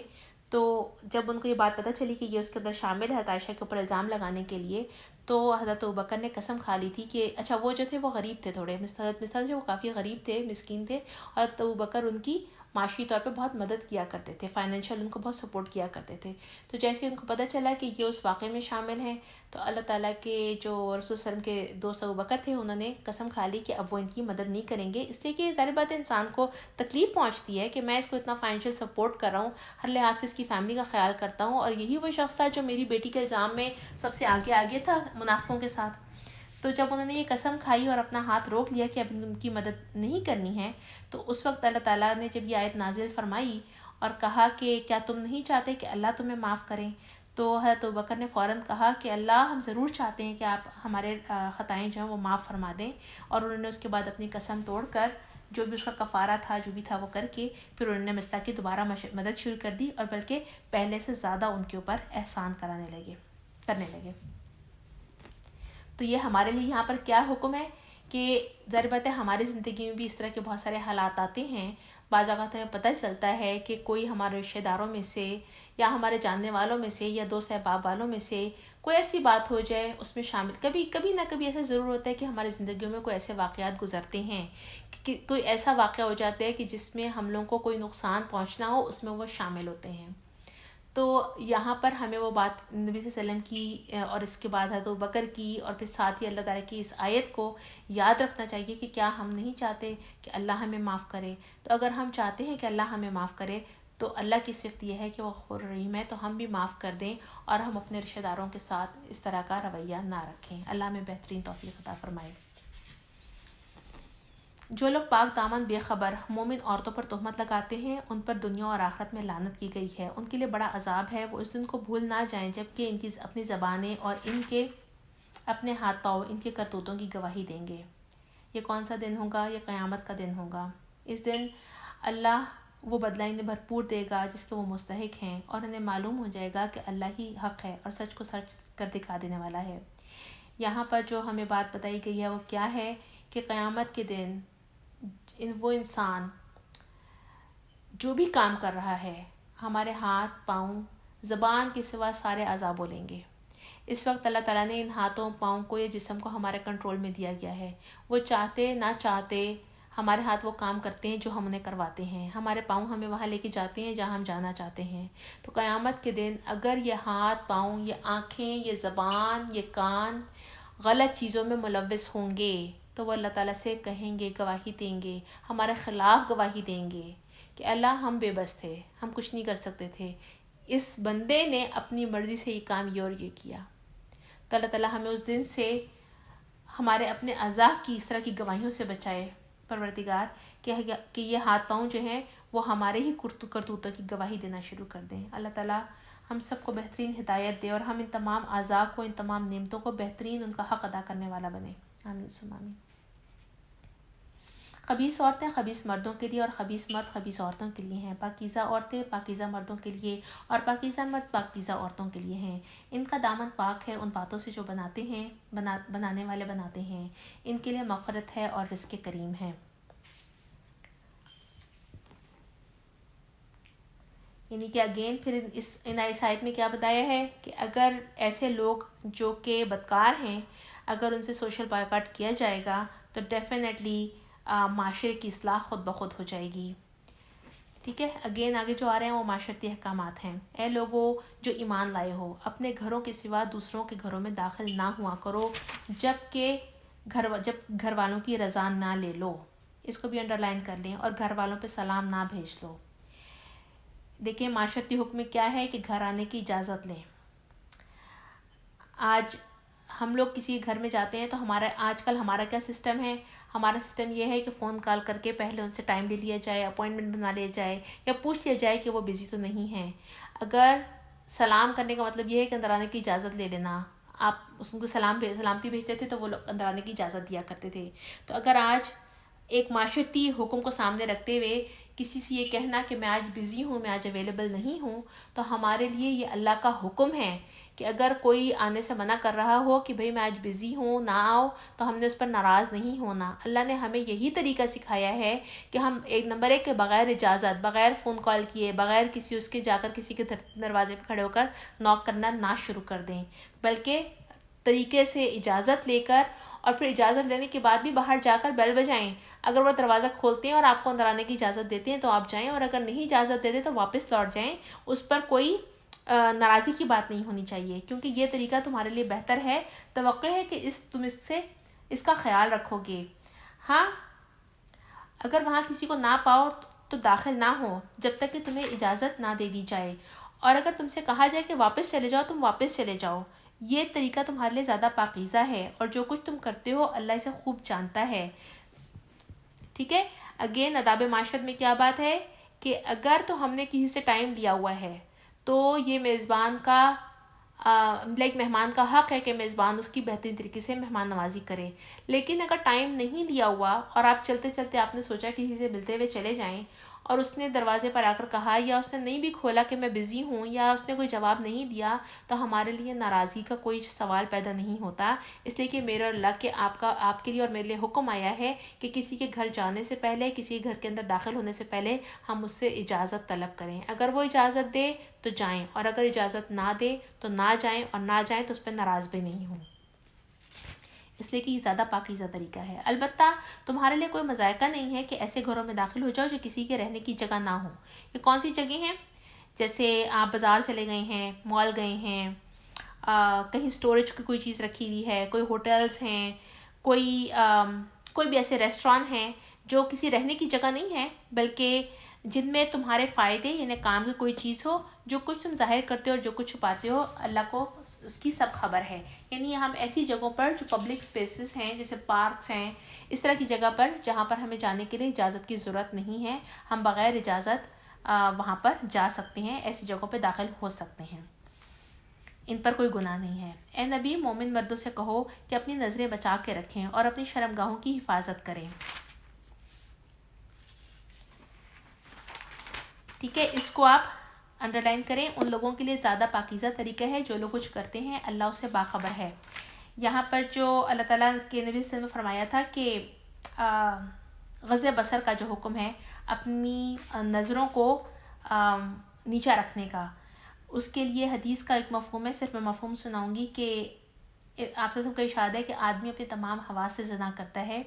دیکھنا آنکھوں کی زنا ہے، لگاوٹ کی باتیں کرنا زبان کی زنا ہے، آواز سے لذت لینا کانوں کی زنا ہے، ہاتھ لگانا ناجائز مقصد کے لیے چلنا ہاتھ پاؤں کی زنا ہے۔ یہ تمام چیزیں جو ہیں وہ تمہید ہیں اور شرمگاہیں تو اس کی تکمیل کر دیتی ہیں یا تکمیل کرنے سے رہ جاتی ہیں، اور یہ حدیث کا مفہوم جو میں نے آپ کو سنایا ہے۔ پھر اس کے بعد ایک اور حدیث کا مفہوم ہے کہ اللہ کے نبی صلی اللہ علیہ وسلم نے فرمایا کہ اگر کسی کے اوپر نظر پڑ جائے تو اے علی، ایک نظر کے بعد دوسری نظر نہ ڈالنا، پہلی نظر تو معاف ہے مگر دوسری معاف نہیں ہے۔ اسی طرح سے اللہ تعالیٰ کا ارشاد ہے کہ نگاہ ابلیس کے زہریلے تیروں میں سے، نگاہ جو ہے وہ ابلیس کے زہریلے تیروں میں سے ایک تیر ہے، جو شخص مجھ سے ڈر کر اس کو چھوڑ دے گا اس کے بدلے میں اسے ایسا ایمان دوں گا جس کی حلاوت وہ اپنے دل میں پائے گا اور اس کی عبادت میں اس کو لطف و لذت پیدا کر دیتا ہے۔ تو یہ جو غض بصر کا حکم ہے نا، مومن مردوں سے کہو، ابھی ہم آگے پر دیکھیں گے کہ مومن عورتوں کے لیے بھی یہی حکم ہے۔ تو نہ تو مومن مرد کو اور نہ ہی مومن عورت کو کسی کو دیکھنا، کسی آدمی کو اس نظر سے دیکھنا یا کسی عورت کو نظر سے، ایک نظر پڑ جاتی ہے اور اس کے بعد ان کے لیے حکم ہے کہ اپنی نظروں کو جھکا لو، لیکن اگر اللہ سے ڈر کر وہ انسان یا وہ مرد اپنی نظریں نیچے کرے گا، کیونکہ مرد کے اندر اللہ تعالیٰ نے یہ جذبہ یا شہوت زیادہ رکھی ہے، تو اللہ تعالیٰ نے ان کے لیے زیادہ، نبی صلی اللہ علیہ وسلم میں زیادہ باتیں اس انڈر میں آتی ہیں کہ اگر کوئی انسان ایسا کرے گا کہ اپنی نظر کو جھکا لیتا ہے یا اگر اس کے اندر کوئی ایسے خیالات پیدا ہوتے ہیں، وہ جھٹکتا ہے اور صرف اللہ کے ڈر سے اس کو چھوڑتا ہے، تو یہ اللہ کا وعدہ ہے کہ میں اس کو ایسا ایمان دوں گا کہ جس کی حلاوت وہ اپنے دل میں پائے گا اور اس کی عبادت میں اس کو لطف اور لذت پیدا ہو جائے گی۔ ٹھیک ہے، اور پھر آگے اللہ تعالیٰ کے نبی اللہ تعالیٰ فرما رہے ہیں کہ اے نبی، مومن عورتوں سے بھی کہہ دو کہ اپنی نظریں بچا کے رکھیں۔ ٹھیک ہے، تو یہ حکم خالی مردوں کے لیے نہیں آیا تھا بلکہ عورتوں کے لیے بھی یہی حکم ہے، بلکہ اس کے انڈر میں ایک اس کا مفہوم آتا ہے، حدیث کا مفہوم آتا ہے کہ ایک دفعہ ون آف دا المومنین جو تھیں وہ اللہ کے نبی صلی اللہ علیہ وسلم کے ساتھ بیٹھی ہوئی تھیں، اور وہاں پر وہ ایک صحابی جو نابینا تھے وہ تشریف لے کر آئے، تو وہ جو بندر آئے تو اللہ تعالیٰ کے نبی صلی اللہ علیہ وسلم نے ان کو پردہ کرنے کا حکم دیا، وہاں سے اٹھنے کا۔ تو انہوں نے کہا کہ یا اللہ کے رسول، یہ تو ہمیں نہیں دیکھ سکتے۔ تو اللہ کے نبی نے آگے سے ان سے کہا تھا تو تم تو انہیں دیکھ سکتی ہو نا۔ تو جیسے مردوں کے لیے منع ہے کہ عورتوں کو فار نو ریزن دیکھنا یا نظر پڑ جائے تو نظر کو ہٹا لینا، اسی طرح سے عورتوں کے لیے بھی یہی حکم ہے کہ اپنی نظروں کو بچا کے رکھیں اور اپنی شرمگاہوں کی حفاظت کریں، اپنا بناؤ سنگھار نہ دکھائیں بچے جس کے جو خود ظاہر ہو جائے، اور اپنی سینوں پر اپنی اوڑھنیوں کے آنچل ڈھالے رہیں۔ یہ جو ہے نا کہ خود ظاہر ہو جائے، جو خود ظاہر ہو جانے کا مقصد یہ ہے کہ انہوں نے یہ نہیں ہے کہ بہت زیادہ آپ میک اپ کر کے جا رہے ہیں اور بار بار جو ہے وہ آپ کے چہرے کا جو اگر آپ نے کوئی چیز ڈھکی ہوئی ہے تو وہ گرتا چلی جا رہی ہے، یا آپ نے اچھے کپڑے پہنے ہیں تو خود بخود جو ہے وہ چادر کے پلو گرتے جا رہے ہیں. ایسے نہیں، بلکہ ایسے کہ آپ نے کور اپنے آپ کو پوری طرح سے کیا تھا، لیکن اگر اللہ تعالیٰ نے آپ کو اونچا لمبا قد دیا ہے تو ظاہری بات ہے انسان پہچانا جائے گا اس سے کہ یہ اونچی خاتون کون ہے، جو بھی اگر پتہ ہوگا کسی کو. اسی طریقے سے اگر کوئی جسم ہے کسی کا بھاری ہے اور وہ اپنے آپ کو کور بھی کرتے ہیں، لیکن کچھ نہ کچھ اگر اس میں سے ظاہر ہو رہا ہے تو یہ وہ ہے کہ جو خود ظاہر ہو رہا ہے، وہ جان بوجھ کے نہیں دکھا رہی ہیں، تو اللہ تعالیٰ اس کو معاف کر دینے والا ہے. اور پھر کہا کہ اپنی سینوں پر اپنی اوڑھنیوں کے آنچل ڈالے رہیں. بہت واضح ہدایت ہے. آج ہم دیکھتے ہیں کہ لوگوں نے جو اسلام سے پہلے مشرکین کا جو، یا سمجھے کہ جو عرب کا جاہلانہ طریقے تھے، یہ جو بھی ان کے کسٹمز تھے، اس کے اندر اگر ہم تفاسیر پڑھیں اور ہم ہسٹری پڑھیں تو ہمیں پتہ چلے گا کہ جو سر کا کور تھا وہ پارٹ آف دیئر لباس تھا. عورتیں سر کے اوپر اپنی چادریں ڈال کے رکھتی تھیں، لیکن اس کے جو پلو تھے، جو چیزیں تھیں، وہ بالکل پیچھے کی طرف ڈال دیا کرتی تھیں. ان کے سینے سامنے سے کھلے رہتے تھے، جن کے اوپر زینت، ہار سنگھار جو بھی ہوتا ہے وہ سامنے سے نظر آ رہی ہوتی تھی. تو اس وقت واضح احکام آئے تھے کہ اپنی جو سروں کے اوپر جو آپ نے ڈالے ہوئے ہیں اوڑھنیاں جو ہیں، اس کو اپنے سینے کے اوپر آگے کور کر دو، اس لیے کہ چیسٹ کا جو ایریا ہے وہ عورت کو چھپانے کی جگہ ہے. اور آج اگر ہم اسکارف پہنتے ہیں لیکن ہمارے اسکارف سے ہم اس کو پیچھے جا کر واپس سے ٹائی کر دیتے ہیں، جو کہ آج کے پارٹ آف دا فیشن بنا ہوا ہے، تو یہ اسکارف پہننے کا طریقہ بالکل غلط ہے. اس لیے کہ خالی ہمیں سر کو کور کرنے کا حکم نہیں آیا، سر کے ساتھ ساتھ ہمیں اپنے چیسٹ کو بھی کور کرنے کا ویسا ہی حکم آیا ہے. وہ اپنا بناؤ سنگھار ظاہر نہ کریں مگر ان لوگوں کے سامنے. ابھی کون سے لوگ ہیں جو کہ عورت جن کے سامنے اپنا اگر میک اپ بھی کیا ہوا ہے تو آ سکتی ہے، تھوڑا بہت اپنا اگر اس نے جولری پہنی ہوئی ہے یعنی ان کے اس کے ساتھ بھی سامنے آ سکتی ہے. اور کچھ جو مفسرین ہیں وہ کہتے ہیں کہ یہ حکم جو ہے جو کہ اس بات کو، جو کہ سورہ احزاب اور سورہ نور کی آیت کو اکٹھا کر کے جب رکھتے ہیں تو وہ کہتے ہیں جیسے دو اللہ تعالیٰ کے نبی صلی اللہ علیہ وسلم کے ساتھی تھے، ایک حضرت عبداللہ ابن مسعود اور دوسرے عبداللہ ابن عباس. ایک کے بارے میں اللہ تعالیٰ کے نبی صلی اللہ علیہ وسلم نے فرمایا تھا کہ ایک فقیہ دین ہے، اور دوسرے جو تھا انہوں نے کہا تھا کہ وہ فقیہ القرآن ہے اور دوسرے معلم قرآن ہے. تو ان سے جب پوچھا گیا دونوں سے کہ پردے کے معاملے میں ان آیات کی تفسیر پوچھی گئی، تو ایک نے کہا کہ آپ کو اجازت ہے اتنا کہ آپ کا چہرہ آپ کھول سکتے ہیں، ہاتھ پاؤں کھول سکتے ہیں. یعنی عورت کا جو سطر ہے اس کے اندر چہرہ اور ہاتھ پاؤں کھولنے کی اجازت دی کہ آپ کھول کے، یعنی صرف اگر آپ اسکارف پہنتے ہیں تو اس بات یور اوکے، یعنی اجازت دی. لیکن دوسرے سے جب پوچھا گیا تو انہوں نے چادر منگوائی اور چادر اپنے چہرے کے اوپر ڈال کر اس طرح سے کور کیا اپنے آپ کو پورا کہ صرف ان کی ایک آنکھ نظر آ رہی تھی. تو انہوں نے چہرے کے پردے کو ان آیات میں شامل کیا. تو جو مفسرین کہتے ہیں کہ چہرے کا پردہ اس کے اندر شامل ہے، تو صرف اور صرف یہ جو آیت آ رہی ہے کہ ان لوگوں کے سامنے عورت اپنا چہرہ کھول سکتی ہے، وہ یہ ہیں. ٹھیک ہے. لیکن وہ لوگ جو چہرے کے پردے کی اجازت دیتے ہیں کہ نہ کرے، لیکن ظاہری بات ہے باقی تمام زینت، بناؤ سنگھار ٹوٹلی ریسٹرکٹیڈ ہے نان محرم کے سامنے. تو وہ کہتے ہیں کہ محرم کے سامنے آپ میک اپ میں یا تھوڑی بہت جو زینت آپ چہرے کی ہوئی ہے، آپ نے اپنے آپ کو سرخی پاؤڈر جو بھی لگایا ہے آپ اس کے آ سکتے ہیں. وہ کون ہے؟ شوہر، باپ، شوہروں کے باپ، اپنے بیٹے، شوہروں کے بیٹے. شوہروں کے بیٹے کا مطلب یہ ہے کہ اگر شوہروں کی اور بیویاں بھی ہیں اور ان سے بیٹے ہوں تو وہ بیٹے بھی محرم ہوتے ہیں. بھائی، بھائیوں کے بیٹے، بہنوں کے بیٹے، اپنے میل جول کی عورتیں، اپنے مملوک. مملوک کون ہے؟ لونڈی اور غلام، یا وہ زیر دست مرد جو کسی قسم کی غرض نہ رکھتے ہوں. یہ کون سے زیر دست ہیں؟ یعنی جن کے نمبر 1 کے جن کے اندر کوئی جنسی تقاضے نہ ہوں، جو بوڑھے یا ضعیف ہوں، یا وہ لوگ جو خاندانی نوکر ہوں، جن کا پہلے والد گھر میں نوکر تھے، پھر ان کے بچے آگے سے نوکر ہوئے، جن کے ذہن کبھی بھی غلط قسم کی جو سوچ ہے وہ ان گھر کے مالکوں کے درمیان کے بارے میں پیدا نہیں ہوتی، تو ان کے لیے ہے. اور وہ بچے جو عورتوں کی پوشیدہ باتوں سے واقف نہ ہوئے ہوں. ٹھیک ہے. یہ کون تھے؟ یہ محرم لوگوں کی عورت کے لیے لسٹ تھی. وہ اور دوسرے پہ کیا کہا کہ وہ اپنے پاؤں زمین پر مارتی ہوئی نہ چلا کریں، کہ جو زینت انہوں نے چھپا رکھی ہو اس کا علم لوگوں کو ہو جائے. ٹھیک ہے. اب اس کے اندر میں کیا آتا ہے؟ زینت جو چھپا رکھی ہو اس میں زیور کی چھنکار آ جاتی ہے، خوشبو آ جاتی ہے، بلا ضرورت اپنی آواز کا مردوں کو سنانا، چاہے قہقہے کے ساتھ چاہے ہنسی کے ساتھ، یا ہر وہ چیز جو کسی بھی مرد کی نگاہ یا حواس کو مشتعل کرنے والی ہو، وہ تمام چیزیں زینت کے اندر آ جاتی ہیں.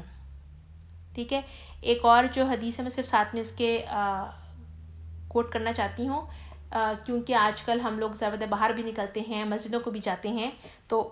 ہمیں یہ بات یاد اپنے ایک دوسرے کے لیے اور اپنے آپ کے لیے یاد دہانی ہے. حضرت ابو ہریرہ سے روایت ہے کہ نبی صلی اللہ علیہ وسلم نے فرمایا کہ جو عورت مسجد میں خوشبو لگا کر آئے اس کی نماز اس وقت تک قبول نہ ہوگی جب تک وہ گھر جا کر غسل جنابت نہ کر لے.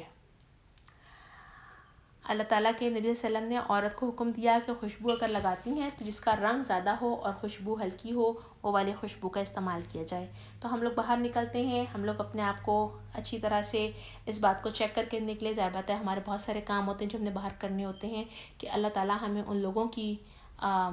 لوگوں میں شامل کرے جو اپنے آپ کو سنبھال کے رکھنے والی ہیں اور اپنی زینت کی نمائش کرنے والی نہ ہیں.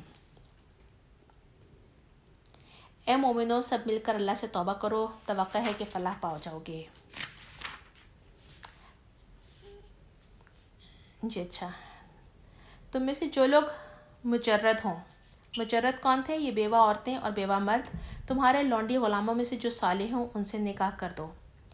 اور تمہارے لونڈی اور غلاموں سے بھی جو صالح ہوں ان سے نکاح کر دو. یہاں پر دیکھیں کہ کتنا بڑا ایک اور اہم حکم ہے،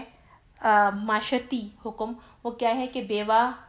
مرد یا بیوہ عورت، یعنی وہ عورت جس کا مرد فوت ہو گیا ہو یا مرد جس کی بیوی فوت ہو گئی ہو، اس کا نکاح کر دینا بہت ضروری ہے. یہ اللہ کے احکامات میں سے ایک حکم ہے. جبکہ ہم نے اپنے معاشرے میں ہندوانہ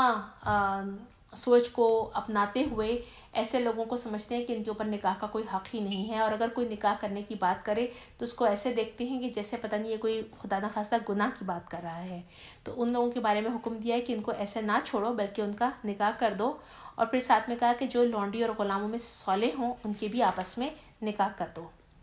اگر وہ غریب ہیں تو اللہ تعالیٰ اپنے فضل سے ان کو غنی کر دے گا. یعنی کہ ہمارے لیے کیا حکم ہے یہاں پر؟ آج کل بہت ساری مائیں جو ہیں، مائیں کہوں گی میجورٹی آف اپنی بیٹیوں کی شادیاں نہیں دیتی ہیں، رشتہ نہیں دیتی ہیں کہ ابھی وہ کسی قابل نہیں ہے لڑکا. یا لڑکوں کی مائیں ہیں تو وہی سوچتی رہتی ہیں کہ بیٹا پڑھ لکھ کے فارغ ہوگا، کچھ کمانے کے قابل ہوگا تبھی اس کے بعد اس کی شادی کی جائے گی. ڈیفینیٹلی پلان تو ہونا چاہیے چاک آؤٹ، لیکن اگر اچھا رشتہ آ جائے تو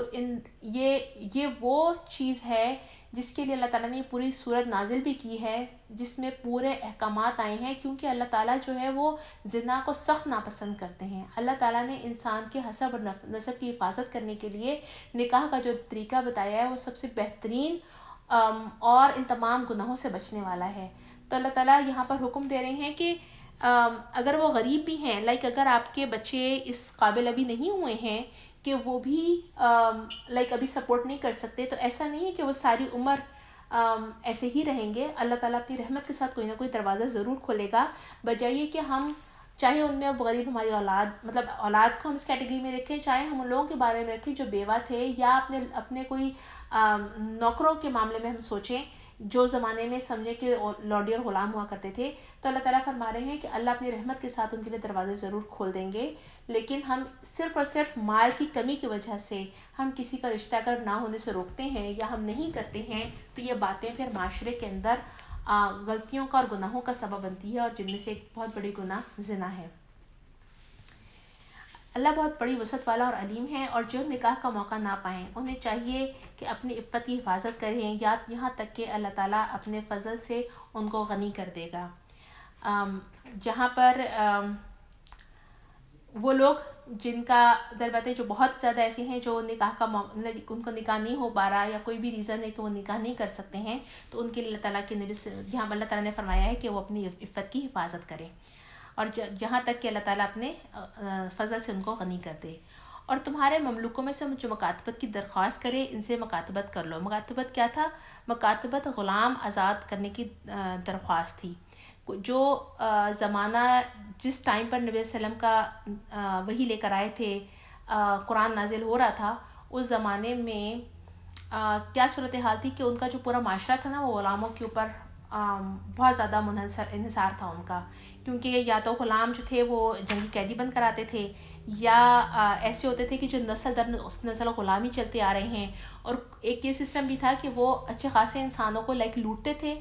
قافلوں کو، اور ان میں جو لوگوں کو، حالانکہ وہ آزاد ہوا کرتے تھے لوگ، لیکن ان کو بازار اور منڈیوں میں لا کر بیچ کر غلام بنا دیا جاتا تھا. تو ان کا معاشرے میں بہت سارے کام غلاموں کی وجہ سے چل رہے تھے. تو یہاں پر ایک دم سے اگر اللہ تعالیٰ احکامات دے دیتے کہ غلاموں کو آزاد کر دو اور غلام جو ہیں وہ تمہاری طرح کے انسان ہیں، وہ غلام نہیں رہ سکتے، تو ایک جو معاشرہ تھا وہ ایک دم سمجھے مفلوج ہو جاتا. تو اللہ تعالیٰ نے ترغیب دے کر کہ غلام جو ہے وہ بھی ہماری طرح کا انسان ہے، تو اگر وہ کہتا ہے کہ میں آزاد ہونا چاہتا ہوں اور اس کے اندر تم نیکی پاؤ، اس کے بعد درخواست کریں، اگر تمہیں معلوم ہو کہ ان کے اندر بھلائی ہے، یعنی بھلائی ہے، ان کے اندر خیر ہے، نیکی میں وہ آگے بڑھ چڑھ کر حصہ لیں گے، وہ آزاد ہو جائیں گے تو زیادہ بہتر طریقے سے ایک مسلم معاشرے میں اپنا کردار ادا کریں گے. تو اگر تمہیں ان میں سے کوئی نیکی یا بھلائی یا خیر دیکھتے ہو تو تم ان کے ساتھ مکاتبت کر لو. مینس کہ مکاتبت کیا ہوتی تھی کہ وہ غلام آ کر کہتا تھا کہ میں آپ کو اتنے اور اتنے ہزار درہم یا اتنا سونا یا وٹ ایور دی اماؤنٹ میں آپ کو اتنے ٹائم میں ادا کر دوں گا، تو اس کے بعد میں آپ مجھے آزاد کر دیجئے. تو یہ مالک میں اور غلام کے اندر یہ بات طے ہو جاتی تھی کہ اتنے ٹائم میں اتنی پیمنٹ ہو جائے گی، دین وہ فری ہو جائے گا. تو اللہ تعالیٰ یہاں پہ انکریج کر رہے ہیں کہ ان کو کیجیے. کیوں؟ کیونکہ غلامانہ معاشرہ کے لیے اسلام نے انکریج نہیں کیا ہے. اور پھر ہم دیکھتے ہیں کہ اس آیت کے بعد کہ اگلی حکم آتا ہے کہ ان کو اس مال میں سے دو جو اللہ نے تمہیں دیا ہے. ہم دیکھتے ہیں کہ اللہ تعالیٰ کے نبی صلی اللہ علیہ وسلم نے اس زمانے میں اپنے تمام ساتھیوں کو اتنی ترغیب دی تھی غلاموں کو آزاد کرنے کے لیے کہ حضرت عائشہ جو تھیں انہوں نے ہی ہر سال 67 غلام آزاد کیے تھے. اور ان میں سے یعنی کچھ صحابہ ایسے ہیں جیسے حضرت عبد الرحمن بن عوف کے بارے میں آتا ہے کہ 30,000 غلاموں کو انہوں نے آزاد کرایا تھا. کیوں؟ کیونکہ غلامی کا جو معاشرہ ہے وہ پنپنے کے لیے کتنی مشکلات کا سامنا آتا ہے، اور آئندہ ایک ہی انسان اپنے جیسے انسان کو غلام بنا لے تو یہ اس کے ساتھ زیادتی ہوتی ہے. ان تمام چیزوں کو ختم کرنے کے لیے اللہ تعالیٰ نے پہلے ایسے قانون بتائے کہ اگر وہ مکاتبت کرنا چاہتا ہے تو کرو، اور پھر ساتھ میں انکریج کیا کہ اپنے مال میں سے ان کی مدد کر کے تو ان کو رہائی دلواؤ. اور اپنی لونڈیوں کو اپنی دینی فائدوں کی خاطر قحبہ گری پر مجبور نہ کرو جبکہ وہ خود پاک دامن رہنا چاہتی ہوں. یہ اس زمانے کا ایک اور طریقہ تھا کہ اپنی لونڈیوں کو وہ طوائفہ بناتے تھے اور ان سے غلط کام کروایا کرتے تھے. اور یہ معاشی اصلاح کے لیے کہا ہے کہ اگر وہ خود پاک رہنا چاہتی ہیں تو تم ان سے یہ غلط کام نہ کراؤ، اور پھر جو کچھ مجبور کرے تو اس جبر کے بعد اللہ ان کے لیے غفور الرحیم ہے. یعنی ان لونڈیوں کے حق میں اللہ تعالیٰ غفور الرحیم ہے. ہم نے صاف صاف ہدایت دینے والی آیات تم پر بھیجی ہیں. ان قوموں کی عبرت ناک مثالیں بھی تمہارے سامنے پیش کر چکے ہیں جو تم سے پہلے گزری ہیں، اور وہ نصیحتیں بھی ہم نے کر دی ہیں جو ڈرنے والوں کے لیے ہوتی ہیں.